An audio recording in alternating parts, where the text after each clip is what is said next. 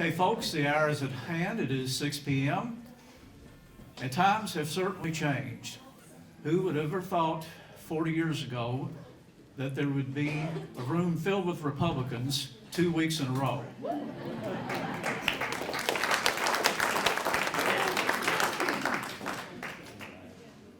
But we're certainly glad everybody's here tonight, and certainly glad that you are showing interest in the races that we have in the county. And again, who would have thought there had been a Republican primary 40 years ago?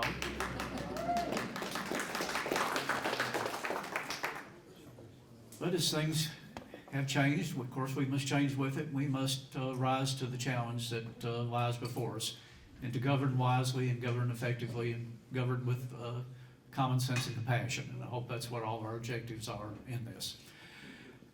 As we always begin our county committee meetings, we're going to do the same thing tonight. I would like everybody to stand. We're going to pledge allegiance to the flag, and follow that, I'm going to ask our county treasurer, Danny Holt, if he would offer an invocation for our meeting tonight. I pledge allegiance to the flag of the United States of America and to the republic for which it stands, one nation, under God, indivisible, with liberty and justice for all. Let us pray. Our Father in heaven, we come before you tonight and we thank you and we praise you for your grace and your mercy. We come seeking your help, seeking your guidance and the leadership of your Holy Spirit. We just come thanking you for these that have put themselves forward to the service of this county, and we just look to you and ask your blessing upon each and every one of them. We ask your continued blessing upon our county. You very well know the things that we have suffered, the things that we have been faced with, and we just thank you that you are seeing us through it. We thank you for all the people that have come and helped us and been with us. Continue to watch over us, lead us, guide us, and we'll give you the praise, the glory, and the honor for it in Jesus' name. Amen. Amen. In fact, Danny mentioned blessings. How many of you saw that photograph made up by Kentucky Dam of the funnel cloud in the air last night? Anybody see that? And I think that was a blessing too. That funnel cloud did not touch down. So I think we have something to be thankful for just on the onset about that. Tonight we're going to, those of you that were here last week, we're going to follow a very similar format to what was utilized. We may do things just a little bit differently. We're going to pass the mic around rather than have everybody come to the podium and try to speak. I think that will help in the flow of answers to questions and make better utilization of our time. But we have our candidates for the Republican nomination for county commissioners in the 1st district is here, and that would be Eddie McGuire, seated to my far right there. And we have our candidates for the 2nd commission. A lot of competition in this one, isn't there? So we'll start here. Next is Michael Gordon, Rachel Yates, Tammy McCullough, Dustin Thompson, Marty Barrett, and Keith Britten. So glad to have everybody here tonight. Looking forward to what they have to say that way. And in the interest of fairness, we're going to have a lottery here. So I'm going to let, we'll start this in. I'm going to, got some pieces of paper folded up with some numbers on it here. And, oh, bless you. This does not show any prejudice. As long as you don't fill out the 7 3/8.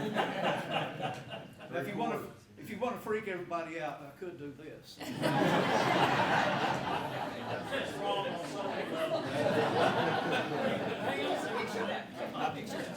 But I assure you, I will not wear this on a funeral.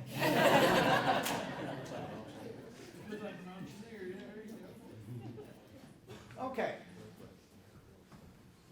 Start this in. Draw a piece of paper. Okay.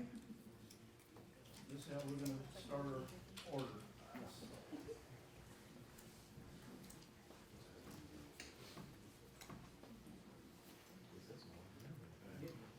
sorry. I'll do this one in contested races here, so. I've got 7 right, so what we're gonna do tonight, we're gonna give everybody up to 10 minutes to introduce themselves, tell a little bit about their background, why they're seeking this race, and what they would bring to the office of county commission. And then we will do it on a rotating basis, and we will rotate the question in this order where everybody will have the chance to answer the question first. Now, we did get some inquiries. We're keeping our questions general as possible, nothing candidate specific, but more issue specific, where each person has the opportunity to answer the same question and respond accordingly. We think that's the most fair way to do that. Other issues could be hammered out among the various campaigns, but for the purpose of this forum, this is how we want to operate and, again, be informational and informative. And again, we want to thank our representatives of the media for being with us tonight and giving coverage to this, because this is a newsworthy event. And again, it is the public that benefits from the knowledge and ability to disseminate that information and make an informed decision. Okay, so open your piece of paper. Who's got number one? I do. Okay, so we're gonna let Mr. Bratton go first. You have 10 minutes, and Go up there. you come up here. Then we'll pass the mic around after everybody introduces themselves. All right, folks, I'm Keith Britten. I'm a little long-winded, so 10 minutes is probably a good limit for me. I'm 62 years old. I've got 2 children, 7 grandchildren. I was born in Denver, Colorado, spent the first 26 years of my life there. Second 26 years of my life I spent in Las Vegas, Nevada. I've been here 9 years full-time. I've owned property here for over 15 years. This is where I plan to retire. And I bought that land with my former wife. She was killed in a tragic accident in Daytona Beach in 2012. I do have a lot of business experience. I've been in business since I was 20 years old. I'm the owner of the Beer Garden. We are the #1 bar nightclub in Western Kentucky. We accomplished that in 4 years. And just so y'all know, that place was my garage when we started. We didn't start with much. We built it up to be #1 within 4 years. That's the kind of thing I want to do for this county. I do have a lot of business knowledge. Besides the Beer Garden, I also started a company in 1999 called Diamond Heads. It's a motorcycle parts business. I started that in Las Vegas, Nevada. I started off in a 10-foot by 30-foot building, and within 4 years, I grew that company into a 7,200 square foot warehouse that I owned. It made me a self-made millionaire by the time I was 43 years old. I'm pretty good at making money. Got a lot of common sense, very high IQ, and I'm offering my services to this county. I mean, I'll be straight up honest with you, I don't need the money. I'll donate the money. I don't need the money, I don't want the money. I just want to help. So, it is what it is. Look into my background, look into my success. You can see I do have a lot of business success. And I think that's very important because the county business is business. If you don't have any business sense, I don't think you got any business being in the county's business. I mean, let's just be honest. So, anyway, I'm not going to take much more of your time. You can look into my background. I'm at the Beer Garden every day. I'm real friendly. I'll talk to anybody. I'll answer any question you've got. So, please, if you got any questions, ask me. I'm an open book. I'll tell you anything you want to know. You may not like the answer you get, but I'm always honest. So, with that, I'll let the next person take over. Thank you.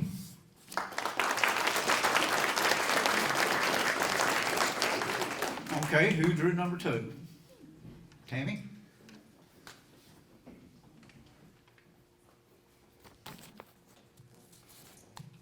Good evening, everybody. I want to take the time to thank the Republican Candidate Committee for coordinating this event and the library for letting us use the facility.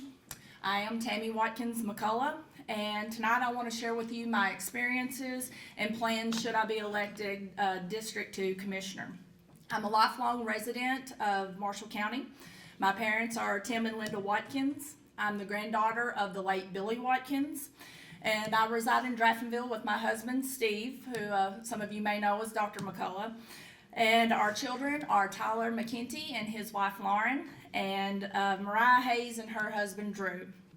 So as far as my experience and background, I'm a registered nurse, and I worked in healthcare for 26 years. I worked in surgery for 20 years, and the last 6 years of my career, I worked in information technology and administration. I left nursing in 2017 to start our small family business, West Kentucky Aquaponics. We've been in business for starting our 4th year, and I'm proud to say that we are growing every day, literally.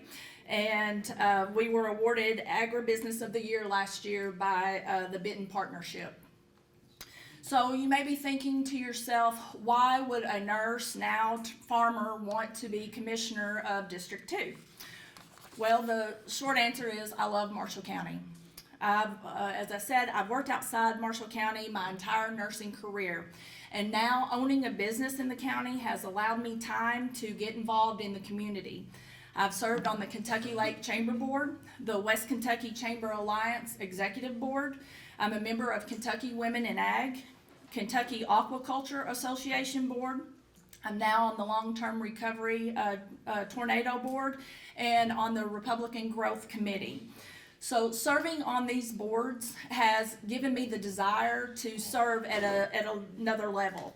I am a busy person, but Benjamin Franklin once said, if you want something done, ask a busy person. If elected commissioner, I will be resigning from boards that I sit on, and Marshall County will be my priority. So how does my experience relate to being a commissioner? Well, as a nurse, you think of nurses giving medications, walking patients, bathing. But one of the biggest roles of a nurse is to be a patient advocate, the go-between between the physician and the patient. And that's exactly what a commissioner is. A commissioner is that person that is the go-between between the taxpayers and the county government. I also have experience in project planning. Business experience, as I said, with West Kentucky Aquaponics. We started that from the ground up. I have agricultural experience. We also have solar energy experience and experience in grants and grant writing. I'm also a conservationist. If you happen to follow my Facebook, you see that I'm a hunter. So what does that mean as a conservationist? A conservationist leaves things better than they found it. And that's what I want to do for Marshall County. I want to make it even better for future generations. I will be a good steward of the taxpayers' money. Being a business owner, I have great experience in cutting costs, but not cutting quality. So the things that I would like to focus on if I'm elected, the tornado recovery efforts, obviously. I want to assist and make sure that every person that was affected, that their needs are met. Infrastructure, the municipal water, I think we've all been talking about that quite a bit, but you know, unclean water is unsanitary and a health hazard, and we need to get the water to all the citizens in Marshall County. Also, internet and communication access. We've just come through a pandemic where many people were working from home. Children and students were doing their work from home, and we don't have good internet access. I live in Draftonville, and I've lived there for 28 years. I do not have internet access. The only internet that I have is AT&T, and that's because I'm grandfathered in. They are not updating the fiber optic cables. So this is something that, you know, I know both of these things have been in the talks. The current fiscal court has been working on these, but I think some of these are priorities and need to be pushed to the front. I also want to help with tourism. To bring more money into the county. As the pandemic is going away, we may not see as many campers and boaters, and we need to find other ways to bring money into the county. For economic development, we need to support existing business and attract new businesses to create more jobs in Marshall County. Southwest 1 is an excellent space, but currently there's only one tenant in there, and that was an existing business. And while we're glad to have that business there, we need new business to create new jobs in Marshall County. Also, the Chestnut Creek Sewer Project in Draftonville will hopefully open doors for restaurants and businesses to locate in the central part of our county. I want to continue support of law enforcement and first responders. I strongly support these organizations and want to assist them in acquiring the equipment they need to respond quickly, safely, and efficiently, and when citizens are in need or when natural disasters occur. I also would like to take this time to thank those who assisted after the December 10th tornado. Your great response has been noted throughout the state. I want our county to be a safe place where we can raise our families, children, students have a safe and suitable environment for learning and growth. I'm also in the process of doing my due diligence by visiting with various community leaders. I want to have a good working relationship with our city's mayors, elected officials, and offices of the county, because working together we can accomplish so much more. We need unity. I will be a hands-on commissioner. I plan to spend time with county workers and departments. I cannot make decisions that will affect our county employees and agencies if I don't know what they do or how they do it. I'm a strong conservative, and I want to maintain the conservatism that we have here in Marshall County. In the Bible, God tells us to use our talents to serve others and to serve our neighbors. I have the necessary skills and talents, and that is exactly what I want to do as commissioner, is serve my neighbors. I will be the voice of the taxpayers, that go-between for the constituents to the county government. I have no problem standing up for the citizens of this county. I will be transparent and accessible. I'm passionate, persistent, and determined. My experience far outweighs that of my opponents, and that's why I'm the best choice for Commissioner of District 2. I would appreciate your support and votes. May God bless Marshall County. Thank you.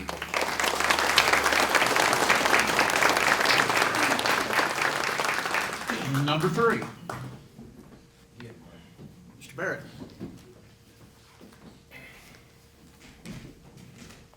How y'all doing? Appreciate y'all coming out tonight. Put these on, y'all. I can't focus on you. I can do better. I can see what I need to do. I don't have a long list. I'd really thought about selling some of my time to Michael after a while, but I was really afraid y'all would that hit me worse, so. All right. Well, sure, you're an easy target. Anyway, I'm Marty Barrett. I've lived here all my life so far. I graduated Marshall County in 1987. Well, I gotta help them both ways, don't I? I am a Christian conservative, and you know, some people give Christian a bad name because it's not, just because you're a Christian doesn't mean you're better than anybody else. It means that you realize you need help. So you're just, that don't mean you're any better than anybody else. I just wanted to point that out because a lot of people have given Christianity a bad name.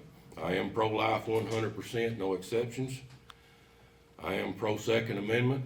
I'm a benefactor life member of the NRA. I've been in business in Marshall County for 31 years. Matter of fact, I started in March, 31 years ago. Started with an old wore-out bob truck and backhoe, worked my way up to, I've got 4 nearly brand-new Mack triaxles now, and got 3 employees full-time, a couple of part-time employees in the summertime, plus myself. I know what it's like to meet a payroll. I know what it's like to meet a budget. There's things, we made some tough decisions 4 or 5 years ago. Work wasn't really there, weren't old trucks. You gotta do what you can do till times get better. Times got a little better, we was able to do a little better.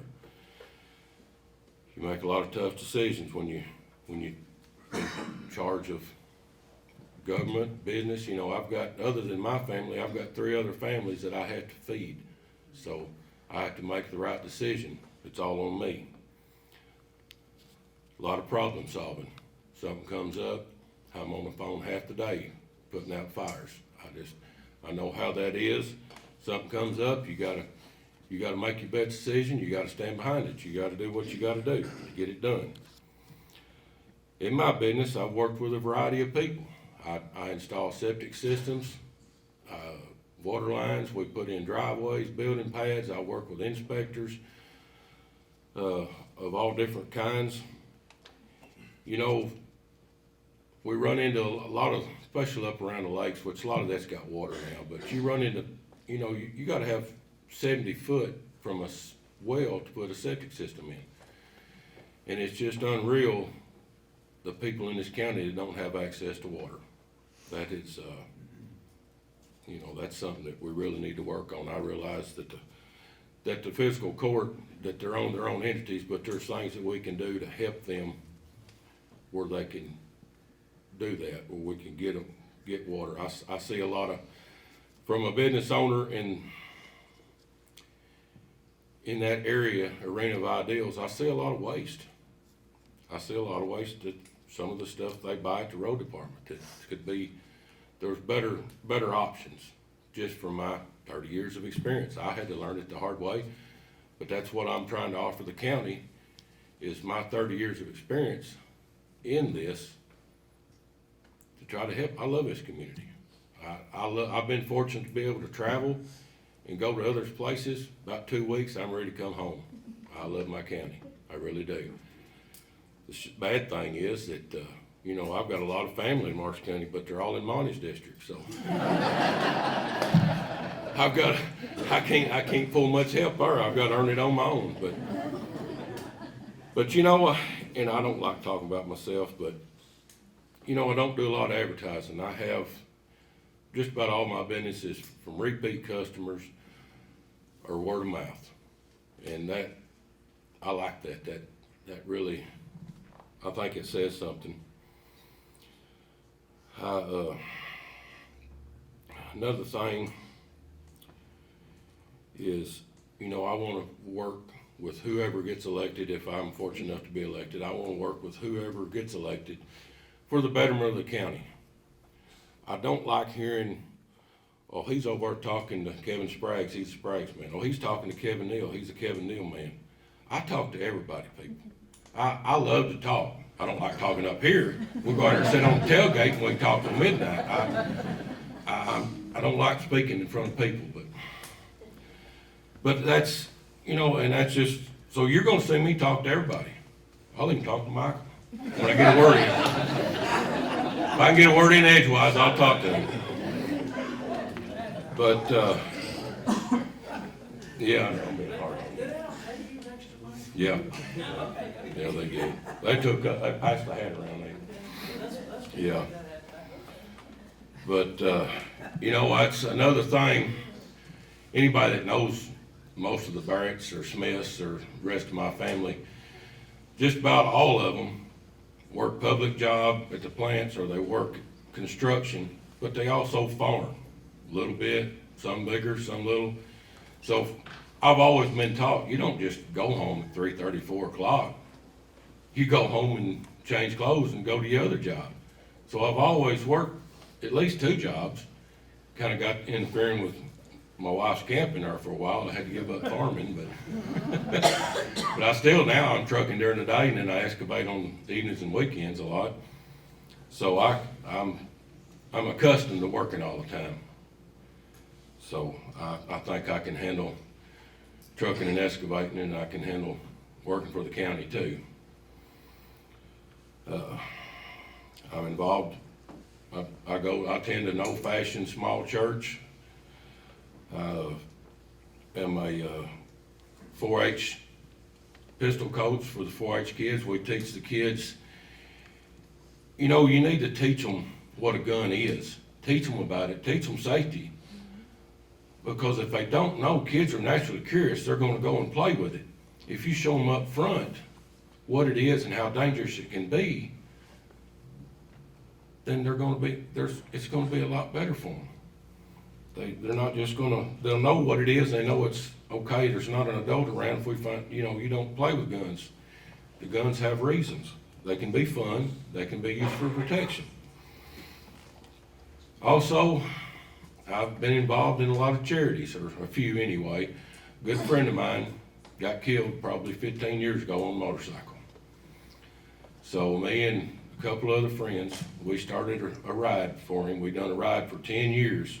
And we raised roughly $2,000 a year that his sister went to Marsh County Exceptional School. So we donated all our profits, every bit of it, to the exceptional school.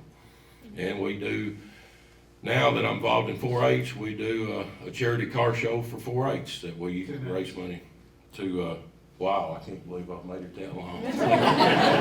But yeah, I'm glad I didn't see you that time now. But, you know, we raise money for the 4-H kids so they can, so it's easy on them, the parents don't have to spend a lot of money to do that. And, well, that just pretty well sums it up. I love this community. I think I can be a help. And if I do get elected in 4 years, if I'm not helping, fire me. I actually believe in term limits.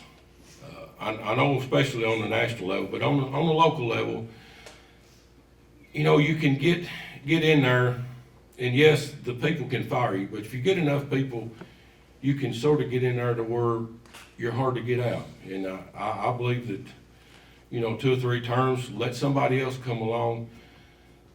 You know, you've been in there, you've been effective a while, let somebody else come along and take their turn. That's what it was designed for. It wasn't designed for just one person to be in there to retire.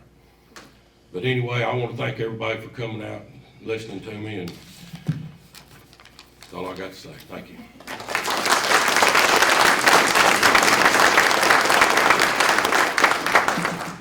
Number 4, Rachel Yates.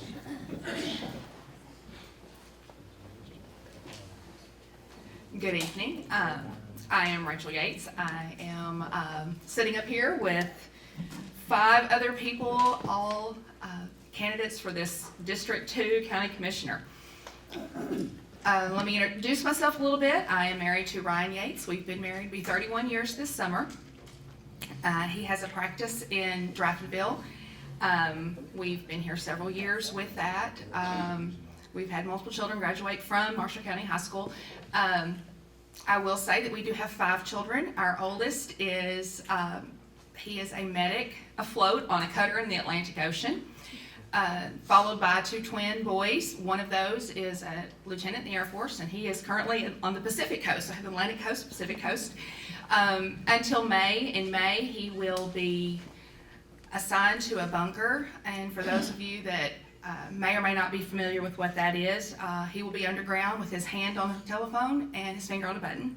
So I will ask that y'all keep him in your prayers, because that is a responsibility that it's a very heavy responsibility. So please do that as well. His twin is a graduate of Transylvania University in Lexington with a degree in neuroscience, that he is currently in the process of the application process for the medical military school at Bethesda. He wants to be an Army doc. So I've got some very, my boys were raised with that philosophy of give back, and they grew up with, back up, let's see, 31 years ago, like I said, we've been married. I dated a guy with a pager, and he was a volunteer firefighter EMT that later turned into a full-time 48-hour shift that was a firefighter paramedic. He did that for 18 years, and he left that, went to school again. I don't know, midlife crisis kind of thing, I don't know, but he went back to school. We had a couple more kids then, so we have now 2 that are still at home. One of those is a high schooler, and then one is a little girl, elementary school student. So that's kind of a little bit about our family. But I am going to jump ahead here and just say that during that time as a firefighter paramedic, we had highs and lows.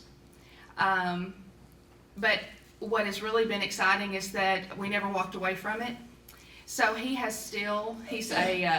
responds with multiple departments here in Marshall County, still as a firefighter paramedic, which is kind of cool. We still enjoy that life. Probably the most intense call that he ever got would have been a phone call from me on December the 10th. He and our high school student were at the high school with the Marshall County Graves County game, and I simply made a phone call to him that said, we're okay, but we're not okay. Our daughter and I were underneath the steps when the tornado came through, and we did lose our home. But that's okay. It's all cleared, ready to go. We are so excited about starting back our new home. Next on the builder's list, so as soon as all the T's are crossed and the I's are dotted, we'll be back building again. We are out in Cambridge Shores, so we're excited about that. I will say that I had the incredible privilege of being involved with Marshall County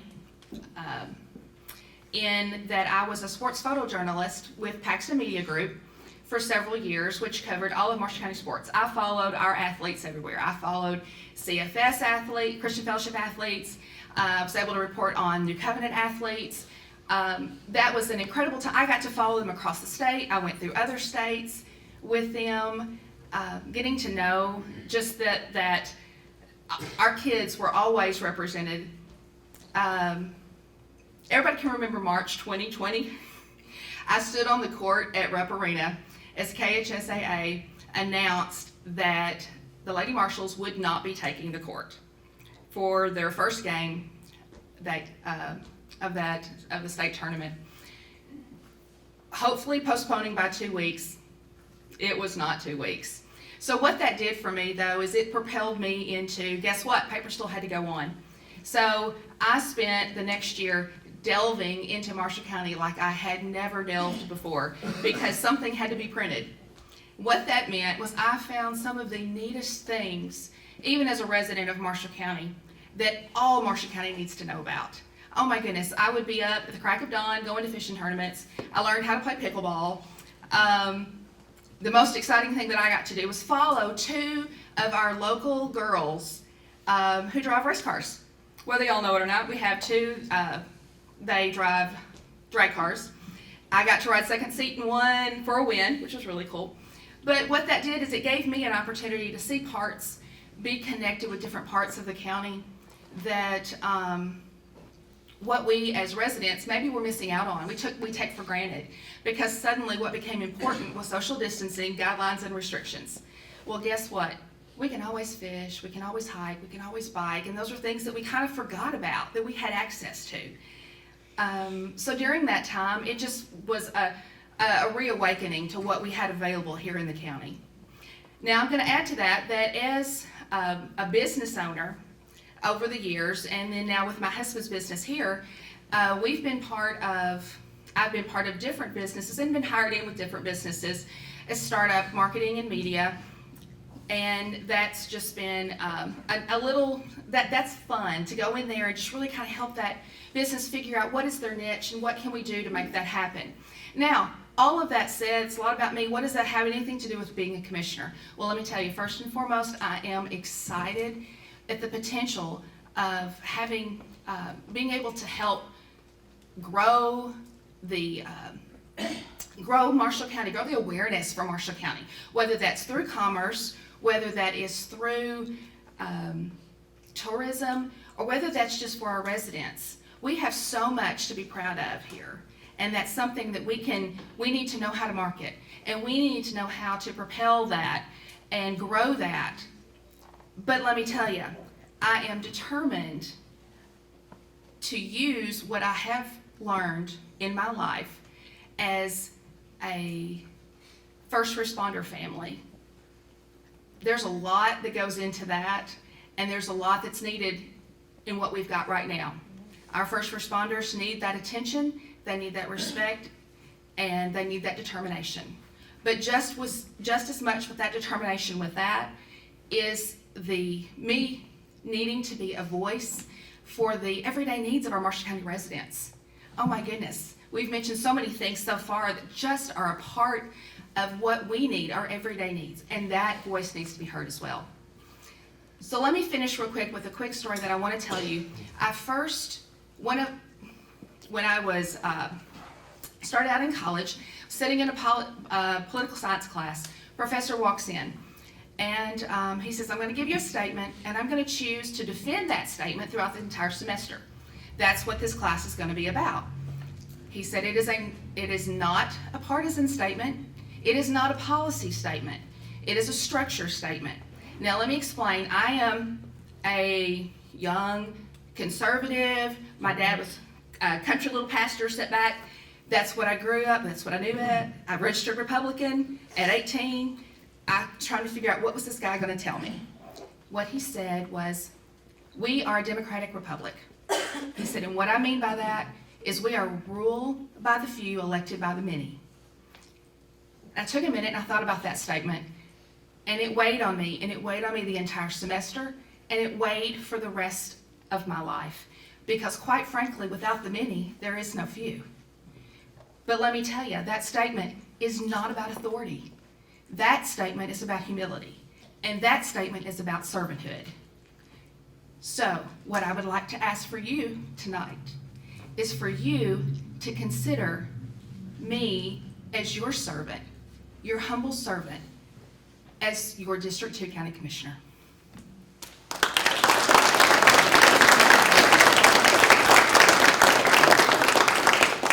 Number 5, Dustin Thompson. 5 must be my lucky number because every time I have to draw something out of a hat for one of these things, I get 5. I'm 5th on the ballot and I'm 5th. Good evening, ladies and gentlemen. I want to start off by thanking the Marshall County GOP and the Marshall County Library System for being our gracious host this evening. It's events such as this that allow us to share our thoughts and ideas between those of us who want to step into the role of public service and represent those that truly run this county, the people that are in it. To give a brief history of myself, for those who may not know me, my name is Dustin Thompson. I'm a lifelong resident of Marshall County. I'm the son of Jeff and Larissa Thompson, grandson of Johnny and Jane Thompson, as well as Blake and Peggy York. My wife is Gina Thompson, and my daughter is Alyssa. I'm a product of the Marshall County school system and a 2004 graduate of Marshall County High School. I'm a man of God. And while I know that I fail him daily, he stands with me through every struggle as I walk the path he's laid out before me. And ladies and gentlemen, I stand here before you, a proud patriot and citizen of the greatest country on this earth, the United States of America. This country was founded not by elites sent to impose their will upon the people, but rather by the people themselves. The ability to pick a representative from within one's own population and send them to sit at any level of government, from local all the way to the highest levels. To speak for the represented is a high honor and not one to be taken for granted. It is my intention to serve the people of Marshall County not for my own interests, but for those interests that will benefit the voters that choose to put me here.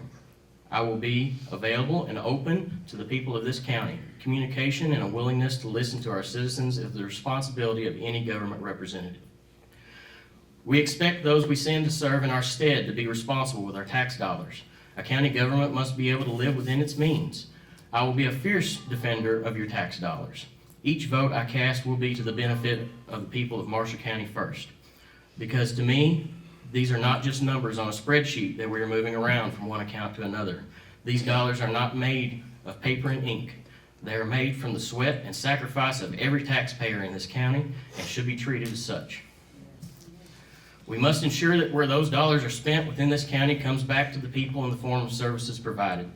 I want to see work continue in this county to eventually provide expansion of potable water to every citizen that wants it.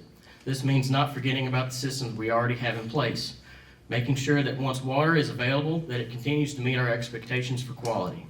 Maintaining and expanding these services is work that we will see benefit from every day. In this day and age, the internet is as much a part of our lives as flipping on a light switch. Access to broadband internet in the county must be made just as much a priority as water expansion. We must be willing to look to new technologies and options to make the internet reliable and accessible to any part of our county. The ability of our children to use internet services for schoolwork, our citizens to run businesses, and even just to stream a movie or TV at home with our families in our downtime is something that will affect growth in our community and make us an attractive place for people to want to live. We must make policy within this county that attracts new businesses, as well as retaining the ones that we have. We can put in place incentives that actively seek out those that would want to take advantage of the able and capable workforce we have in Marshall County. I come from a family that has instilled within me a strong work ethic, a willingness to get my hands dirty, and a mindset that the job is not done until the task is satisfied. I will work for the working people of Marshall County because providing good employment opportunities within the county keeps our tax dollars here, where they will come back to serve us. I want to take just a moment and thank all those in law enforcement and our first responders community for the hard work and sacrifices they put into their work every day. These people are there to support us on our worst days and the hardest times of our lives. And we must be willing to support them with supplies, facilities, and salaries needed to make their work safer and more effective. I want to see our jail and sheriff's department well-staffed and well-paid for the work they do. We must provide adequate competitive wages, and our deputies must have the budget to allow them and to have the equipment to make their jobs doable. Ladies and gentlemen, our jail needs some work. The jail is not something that most of us think about on a regular basis, but is just as vital a part of our county justice system as any other level of law enforcement. I want to see the facility maintained and improved so that it will be able to serve this community for many years to come. The history of putting off maintenance of equipment there and tightening budget has put the facility in a tough spot of trying to do more with less. Throughout the county, all of our first responders have a radio communication issue. Systems that don't work with each other, systems that don't meet the needs of those that use them, and systems held together with bubble gum and Band-Aids are not acceptable. This county government has spent millions of taxpayer dollars on expansion projects in the past few years with no plan to ensure our responders are able to communicate safely. No matter what your opinion of how the new 911 facility has been handled, it does not make any sense at all to have invested millions of dollars there when a deputy in the field cannot even communicate with the dispatchers in parts of this county. Amen. To have our fire departments unable to respond promptly to emergencies due to communication system barriers, and to have our EMS unable to get where they need to be as quickly as possible due to systems that don't route them properly. Ladies and gentlemen, I have made a career as an auto mechanic. My hands are dirty every day. I work, I live, and I pay taxes in this county, and I want to see the representation with common sense and problem-solving ability that will get the job done for all of us. I am running for commissioner in the 2nd District, but ultimately, once elected, we are all one county. We work, survive, and succeed by working together, not by pulling apart.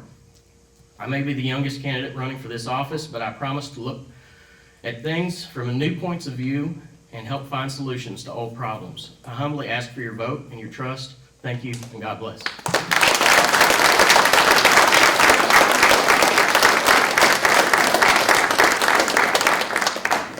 And I assume number 6 is going to be Mr. Michael Gordon. You know, they always say save the best for last, right? 10 minutes. Oh, okay, wait a minute. Set the best in the 2nd District, right? Many of you know me. I'm Michael Gordon. I graduated Marshall County in 1980. So, Jeff and Dustin, you're the youngest. I'm the oldest. So, a couple things, you know, and just the irony of speaking 6th is that somebody, Rachel, or this one or that one, stole my thunder. So a lot of stuff I can be amen in, and because, you know, a lot of it I agree with, you know. I want to give you a little bit about my background, though. I'm a 1st generation high school graduate. It seems, wow, how is that possible? My dad was a sharecropper, and I remember picking cotton in 1966. I was 3 years old, and we was in a cotton field in West Tennessee. Dirt poor. Lived in a shanty, and Dad moved up here right after the cotton picking season, October '67. 66, what I remember, and it might have been also when I was 4 and 67. But Dad moved up here, and then moved us up. About where we're standing is where we lived. There used to be some apartments along this road right here, and we lived there till he could get a job. He got a job at General Tire, and so he was the first ever of the 7 children who made it to adulthood out of 8 of the children's family. He's the first one to ever move away and make a life for himself outside of West Tennessee. So my grandfather, he was one of my paternal grandfather was my hero. Couldn't read or write. I had the pleasures of working with him after he retired at my great uncle's sawmill. If y'all remember Sparky or Harsh Gordon Mills, if you're old enough to remember that. And I was able to work with my grandfather. How cool is that? 15 years old, and I got to work with my granddad. At age 70, somebody mentioned about being saved and born again. At age 70, he, after years of prodding, he went to church. And the first night, kind of like a potato. Second night, he was fidgeting. Third night, he couldn't sit in his chair. The 4th night, he bolted to the altar and gave his life to Christ. Age 70. Statistically, that's almost impossible. He, one of my cousins later says, his name of endearment for us was Daddy Caught Us. Said, Dad Caught Us, why did you wait so long? And I have shared this many times over. He's my hero for one, though his response was this. Thought about it, People actually thought he'd forgotten the question. He finally said, you know, I just got tired of being miserable. When I was 32, I grew up in the faith, but I hadn't truly surrendered my life to Christ until, well, really, truly surrendered it. It was Brother Earl, and a lot of folks know Brother Earl. He's pastor of 2 churches here in the county. And it was at a Promise Keepers event in Memphis, Tennessee, October 1996. I graduated nursing school a month or 2 later. And from there, we felt like I was called to preach.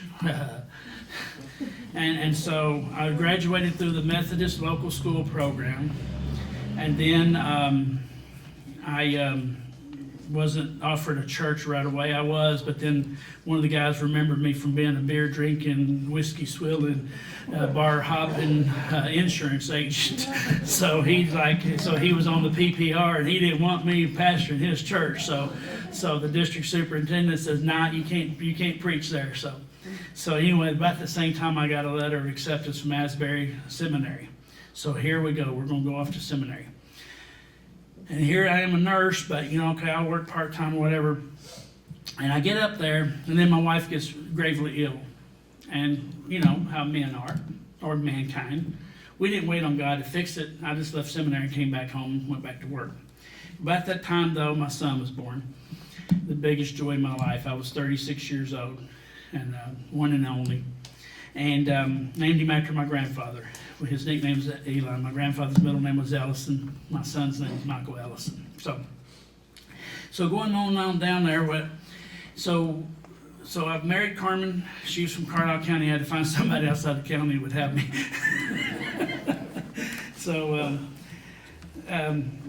We met at Paducah Community College. That's where I graduated in 1986, and then went on to EKU.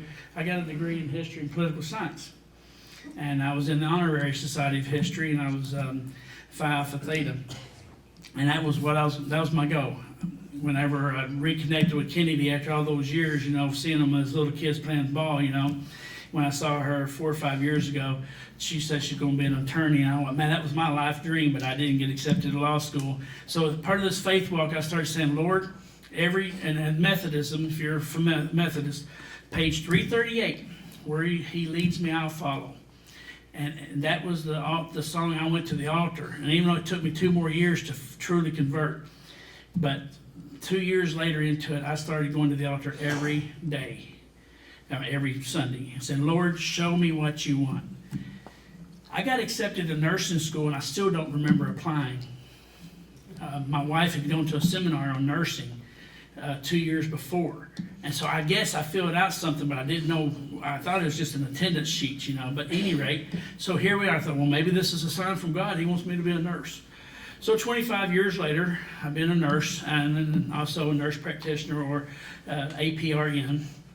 And it's been a journey, to say the least. I want to look back to one thing Marty was talking about, the NRA and then guns. My son, about 12 years old, he came to me, and that fascination with guns and whatnot.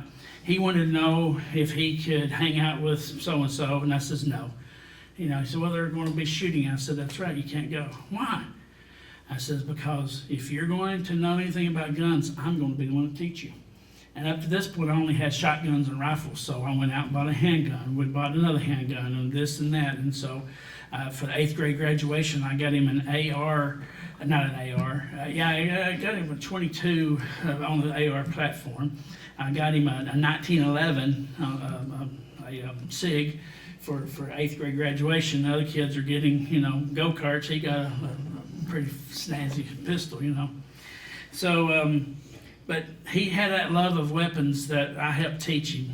He joined the U.S. Air Force, which, by the way, I trained him to do all that. My dad said, you just trained him to join the Air Force. I said, you bet, because that was my branch, and I view it as one of the best experiences of my life.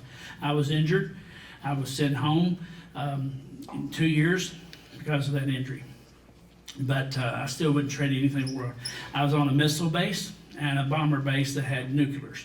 We had enough nuclear weapons. If we had seceded, North Dakota seceded, we'd been the third most strongest nation in the world. We had 350 missiles, plus all of our bombers with our nukes. And any rate, he joined the Air Force. He became a police officer, security forces, so I have a great love of my fellow police officers. And so we, and now he's actually a firearms instructor, a range master, and he and his wife, she's a medic in the Air Force, and they will be traveling here soon. And so some of the other things that other people hit on, and I got to talking about other things, but I wanted to say that I've been involved in this community ever since I was old enough to walk. I helped spearhead, after my brother died, I helped spearhead the Vietnam War Monument on the Court Square. He was Kirtner's best man. I think he was best man for 5 people. So, everybody knew him well. But, infrastructure, we got to start thinking outside that proverbial box. I was looking, and you can buy water plants for $200,000, $400,000. Why can't, if the EPA and all those silly regulations allow it, why can't we put the water plant at the well out in the county? Pump it up and send it out to that region. If we can spend $200,000 or $400,000, why not? I don't know. But we got to start thinking outside that box. Let's get a T-Mobile or one of those to start putting towers up in places where we can start offering. The T-Mobile box is like $50, unlimited access, unlimited internet, if you can get a signal. And so we may not have to wire everything, but so we got to look at it. And so also, just as a real fast note, I was nominated for the judge executive in 2006. Of course, I was unopposed, so it was a really easy nomination for the Republican Party. Then in 2018, I had the bright idea after Mitchell retired. I had the bright idea I wanted to be coroner. And so I was elected coroner. We saved lots of money. Talking about the first responders, my office, with Kurt's help and others, we have reduced the response time from 1 hour and 17 minutes to less than 45 minutes, and that keeps your EMS in the field, and that keeps people that might be having chest pain somewhere else, that gets that wagon back in service so we can to put them back. So when we get there, nobody wants to talk about jails, but I guarantee you, nobody wants to talk about the coroner. And so I appreciate your vote. I am the most experienced person to serve you.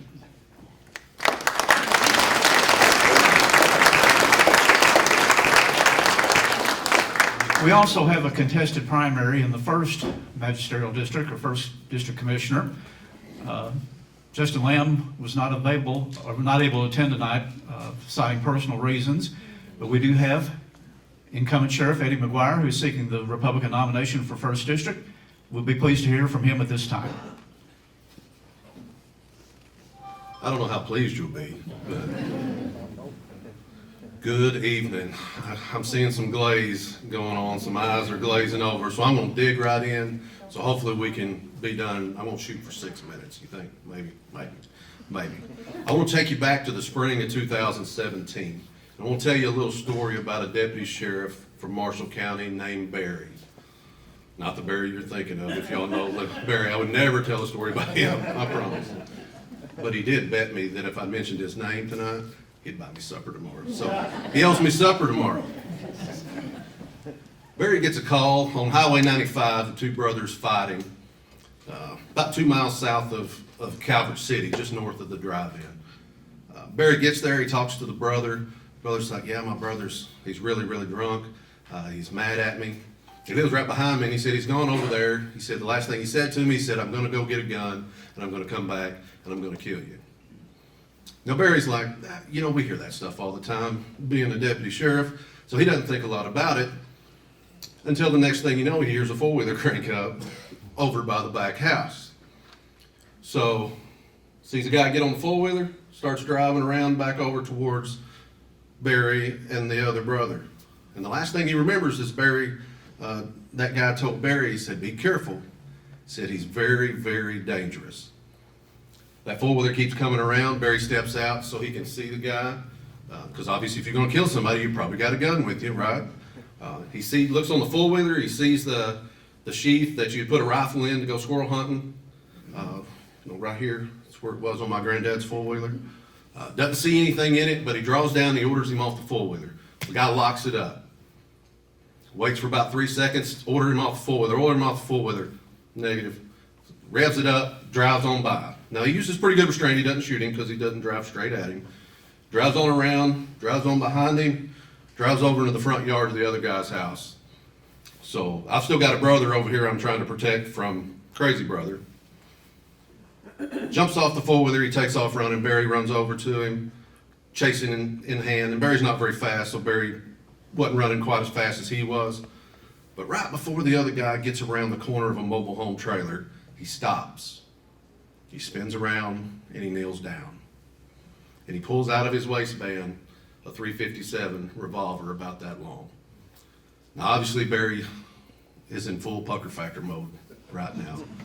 Barry redraws his weapon. Of course, we can't run with our weapons in our hands, so he had to draw it down. He redraws it. He looks at the guy, and no matter what he says to this guy keeps drawing, keeps going up, keeps going up, keeps going up, until there's no other choice.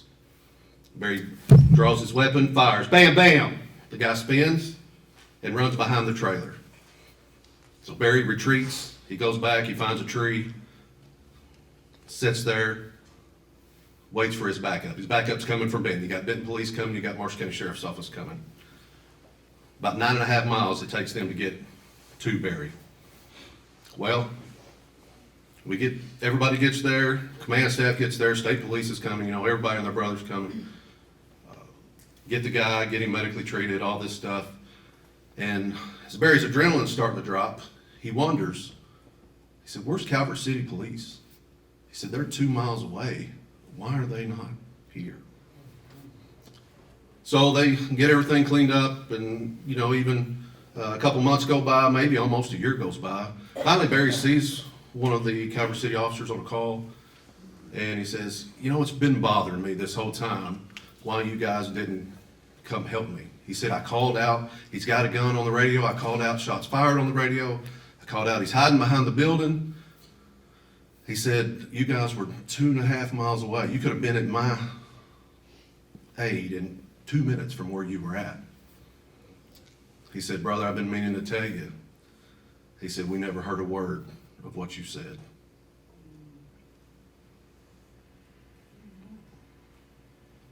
The reason I tell you that story is it was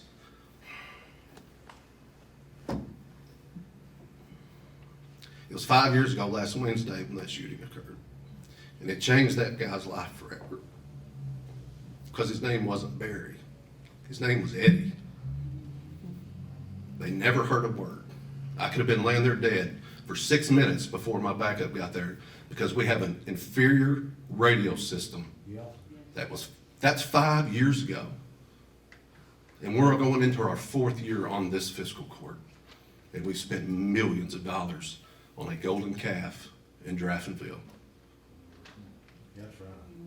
A golden calf with the gold standard. But the 4 people that work in that new building can't even talk to the people who actually come and help you. And we're no closer today than we were 5 years ago.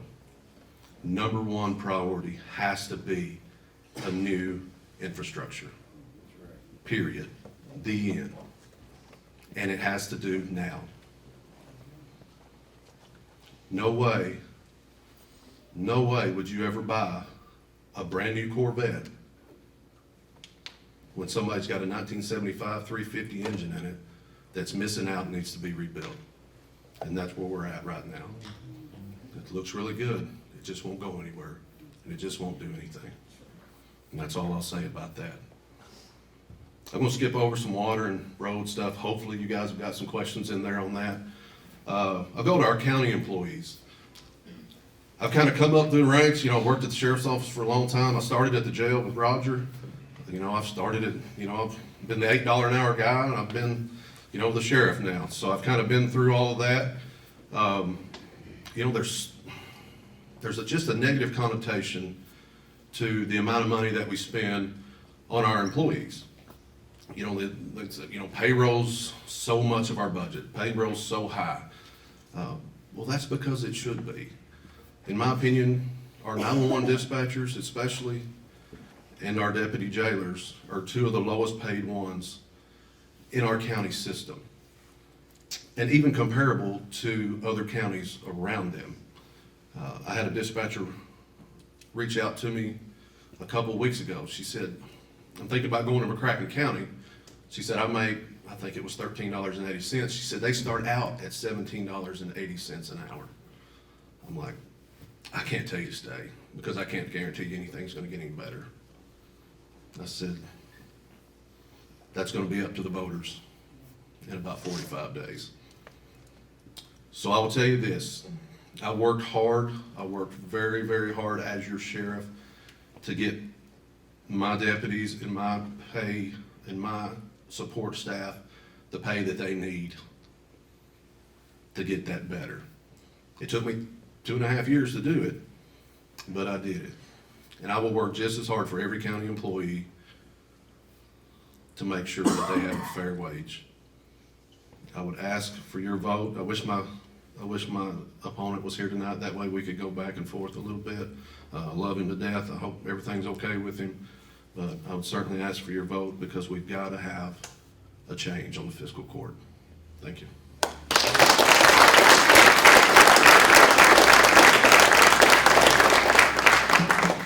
Okay, a few housekeeping items. The candidates have brought materials about their campaign, and they are available here at the front, and I think some in the back, and they would encourage you to pick it up and learn more even after we conclude our discussions tonight. Also, we do have some cookies and refreshments back there, and I've been informed that somebody does not want to blow their diet, so if you would help consume some of those cookies, it would be deeply appreciated. And we may take a break in a little bit. We want to field a few questions before we do that. And also, too, put a plug in, the Jefferson Day Dinner will be Saturday, April 24th at the Calvert City Civic Center, and 23rd, I'm sorry. And confirmed speaker will be 1st District U.S. Representative James Comer. I understand the representative from Senator Rand Paul's office will be there. And it is a good fundraiser because for an active party, it does take funds to keep it in operation. This is a good way to do it and get a good meal and get to hear some of your leaders on the national and state level as well, too. So your presence would be encouraged. The night before Fancy Farm went very well last year, and encourage you to participate again. Yes, sir. Real briefly, because people that might know I'm the bench chairperson chair. Anyway, I talked to Daniel Cameron's staff this week, and we won't know until either tomorrow or Monday or thereabout if he's going to be here.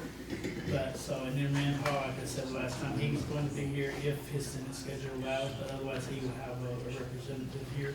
And the same thing with Daniel Cameron. He's got family coming in, so he may or may not make it to our event. He'll sit around. But it would be a good evening. One of our Republicans, I think, a little bit obscured in history, but probably one of the most clever ones was Calvin Coolidge. And these dinner meetings, Calvin Coolidge had a dislike for the Boston dinner parties. And he did attend them, though, and somebody said, Mr. President, it's well known you don't like these things. Why do you show up? His response was, gotta eat somewhere. But the food would be good, and of course the fellowship good, and it does support a good cause, so your participation would be encouraged. Okay, so what we're going to do now, we're going to do this in the order we draw. The first speaker will have the answer question first. The second one will get the next question first, and we're going to rotate around that. And, since First District is opponent's not here, we'll let him answer last there. And then at the end of it, I think our unopposed candidate, Marty, wants to say a few things to the group, so we'll let him do that at the end of our questioning session. So we will invite him to the podium at that time. Okay, so what we're going to do, rather than last week, have everybody come up here and have a traffic jam, we're going to pass the mic around that way. So I'm going to give this to Britten first. And Thank you. let's see, I'll ask our first question there. So all the candidates, please take note of this and be preparing your answer, and we'll let him fill this one first. And this one's come up in several of the presentations we've had tonight, so let's go a little bit further in depth on this topic. Question one, How would you obtain a better knowledge of the needs of our first responders, and what would you do to make the needed items available and the jobs in these areas more attractive? Okay, well, first of all, I'm the owner of the Bear Garden. I see just about everybody in this county at some point or another. And I talk to a lot of these officers. I've heard about these radios not working, and that's dangerous. We can't have these cops out there with no backup, no way to get any help. I mean, come on, it's crazy. So we gotta fix that. I am an open book. I'm easy to talk to. Anybody can come talk to me. If you got concerns with this county, tell me about it. I want to fix things. And I don't want the money. I'll donate that money back to the county until those radios are fixed for them cops. That's a fact. I will do it, and I'd encourage the rest of these folks up here to donate their money if they get elected. Let's get some things fixed around here. It's high time we fix things. I've heard a lot of talk, but you know what? It's time for the talk to stop and the action to start. In my life, I don't do a lot of talking. I work. That's what I do. I work.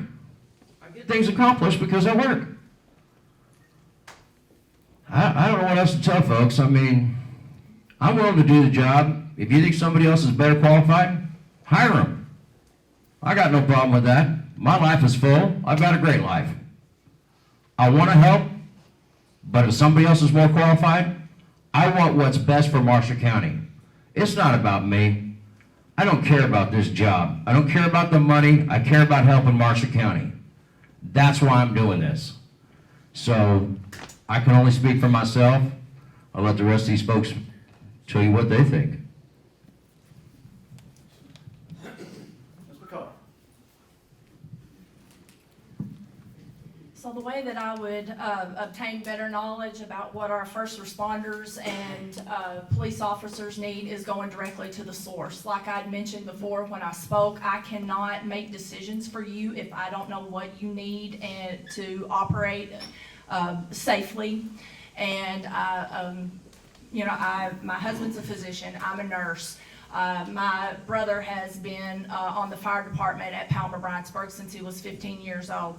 So this is very close to my heart. When you see my float for the parade, I have dedicated it to first responders because it matters. Safety matters because if we don't keep them safe, then they cannot help us. And so, like I said, I'll go to the source. I don't just listen to hearsay. I want to hear directly from you what you need and how we can help you. Mr. Barrett. You want to read the question again? Yeah. How would you obtain a better knowledge of the needs of first responders, and what would you do to make needed items available and jobs in these areas more attractive? Okay. First of all, we need to talk to the chiefs to see exactly what they do need. Second of all, like I talked before, prioritize.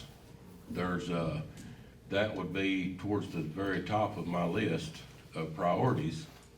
So maybe some things at the bottom of the list would have to be put back to a later day until, or if it even needed it.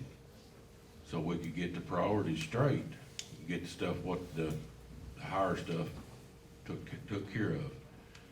And I think if you do that, that will bring in better talent.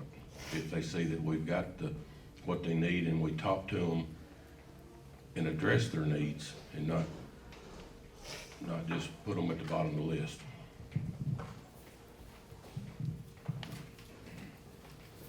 Ms. Yates. Well, first of all, I can say that as far as knowing what they need or finding out what they need, first off, we have a radio in our home that goes off, or it doesn't. But that is something that we experience firsthand. With that, he's a regular attender of meetings. I go to meetings. This gives us an idea of what's going on. So that's a little background, but first and foremost, if you want to know something, you're going to have to ask somebody. You can never assume that you know what is going on. So you go straight to the source. There is if there is a situation the best thing that I can think of is that I'm not gonna have an answer for everything that comes up. My job would be to ask the question, find out what the situation is, but then I have to also step back and figure out what my role in that is. And my role may not be to solve that, but my role may be to find the person who can. Because I'm not gonna have all the answers, but I'm gonna be able to find the person who can have all the answers. And that's not gonna be, I guess thinking about a pie, if you take the different pieces together, you've got to have each of the pieces of that pie. Each person is going to represent a different need. And when you put that pie together, that pie is going to service our situations. But when you start taking out pieces of that and you leave somebody out, you're never going to be able to solve the problem. So ultimately, what I see would be my role is to first off find out what the situation is, what are we missing, where are the gaps, and then begin to put those people in place to make sure that we don't continue to have those gaps. And like Marty said, there are going to be things that have to be prioritized. There are lots of things that are going to be great to get accomplished. There are a lot of trees in our forest, but the fact of the matter is we have got to pick out which trees are most important at this point. And I think we all have a pretty good idea that without those trees, we can't move to the next layer. So what I completely agree that prioritizing is going to have to happen. Mr. Thompson. Question again, how would you obtain a better knowledge of the needs of the first responders, and what would you do to make needed items available and the jobs in these areas more attractive? One thing about me is I'm not afraid to communicate with anybody. Something that was mentioned by Marty, I believe it was, is I don't believe that I'm a Kevin Neal man or a Kevin Sprague's man. I want to work with this county government to do the best for Marshall County. And part of that is I want to be able to communicate with members of our community and those that work for the county government to be able to figure out their needs. I want to be able to put feet on the ground. I want to stand in the building and talk to the people that are there. Being willing to communicate and listen to the needs is the biggest part of how you figure out what exactly works for everybody. And what works for one fire department may not be exactly what works for another fire department. But right now, what we've got is we've got different systems that don't even communicate with each other. What we need to do is be able to figure out a list. We need to be able to see what is the main needs, what will operate for the most in the community, and we need to figure out a way to try and integrate everything so that this fire department can talk to this fire department on the other side of the county. The dispatcher can dispatch to anybody, and we have good communication between our fire department, our law enforcement, and our EMS service. And the only way you can do that is by being willing to talk to the people on the ground and be open and available and accessible. Mr. Gordon. You know, one of the things that we recognize is what everybody said, we gotta go to the source. But here's one of the sources I'd like to talk about tonight. Are you a first responder? Raise your hand. Stand up, please. Okay. All right. And then law enforcement? Okay. Jailers? Okay. Coroner? Don't forget us, right? Yeah. The point is that these people care enough not only about their community to serve, they care enough about they care enough about their community to be here tonight. So that's showing that they are caring enough. And so we have to respond to them. Whenever I became coroner, you know, first of all, most people don't realize that I can arrest you, you know that? Mm-hmm. Yeah. So it's the only constitutional office in Kentucky that has the arrest powers of the sheriff. We predate the sheriff and the coroner are the two first primary constitutional officers, the governor and all that. But we predate the state police by 150 years or so. And so where I'm heading with this, when you're sitting on a death scene, you're out there in the freezing cold or the pelting rain, and you're on a death scene, and it can be horrific, and I won't give you the details. You understand what those guys need. You understand what they're going through. Because you're there, you're with them. And we're part of that team.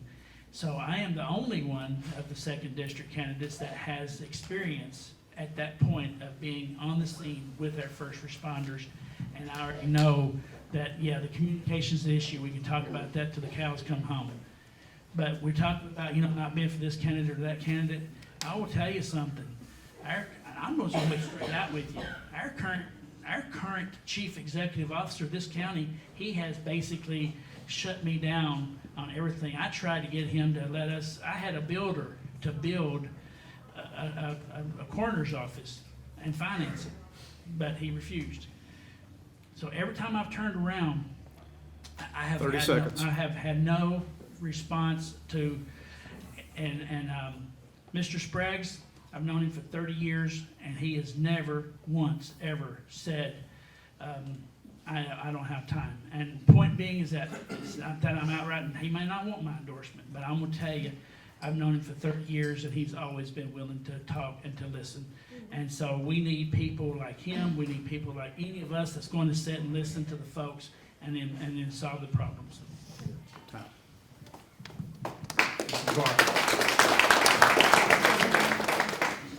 It's gonna be rough going last every time, because everybody texted.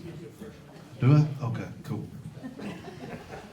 Well, I kinda got an unfair advantage on this question since, I'm the first responder, so, we won't hash out the radio issues again, but as far as retention, at 911, it's obviously the pay, and the stability of 911. Nobody knows where it's gonna go, nobody knows where it's headed. 45 days from now, it'll really determine which way 911 goes.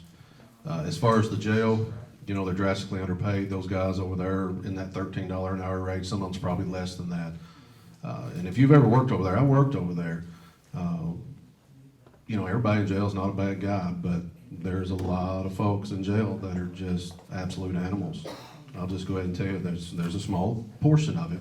And we don't go out saying that, Rod. You don't hear Roger talking about that kind of stuff, but that's the stuff that they have to deal with and they have to go home to their families with, and they deserve more money. I think that's all I'll say about that one.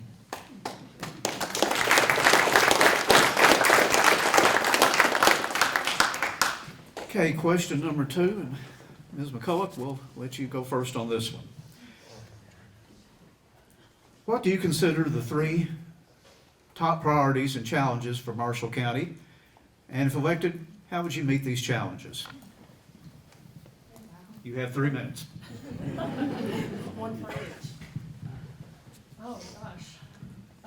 Well, the 3 top priorities, as I had already mentioned when I spoke, clean drinking water, the infrastructure with the internet access, and what we just discussed, getting the communications for the radios for the first responders and police to communicate and work together.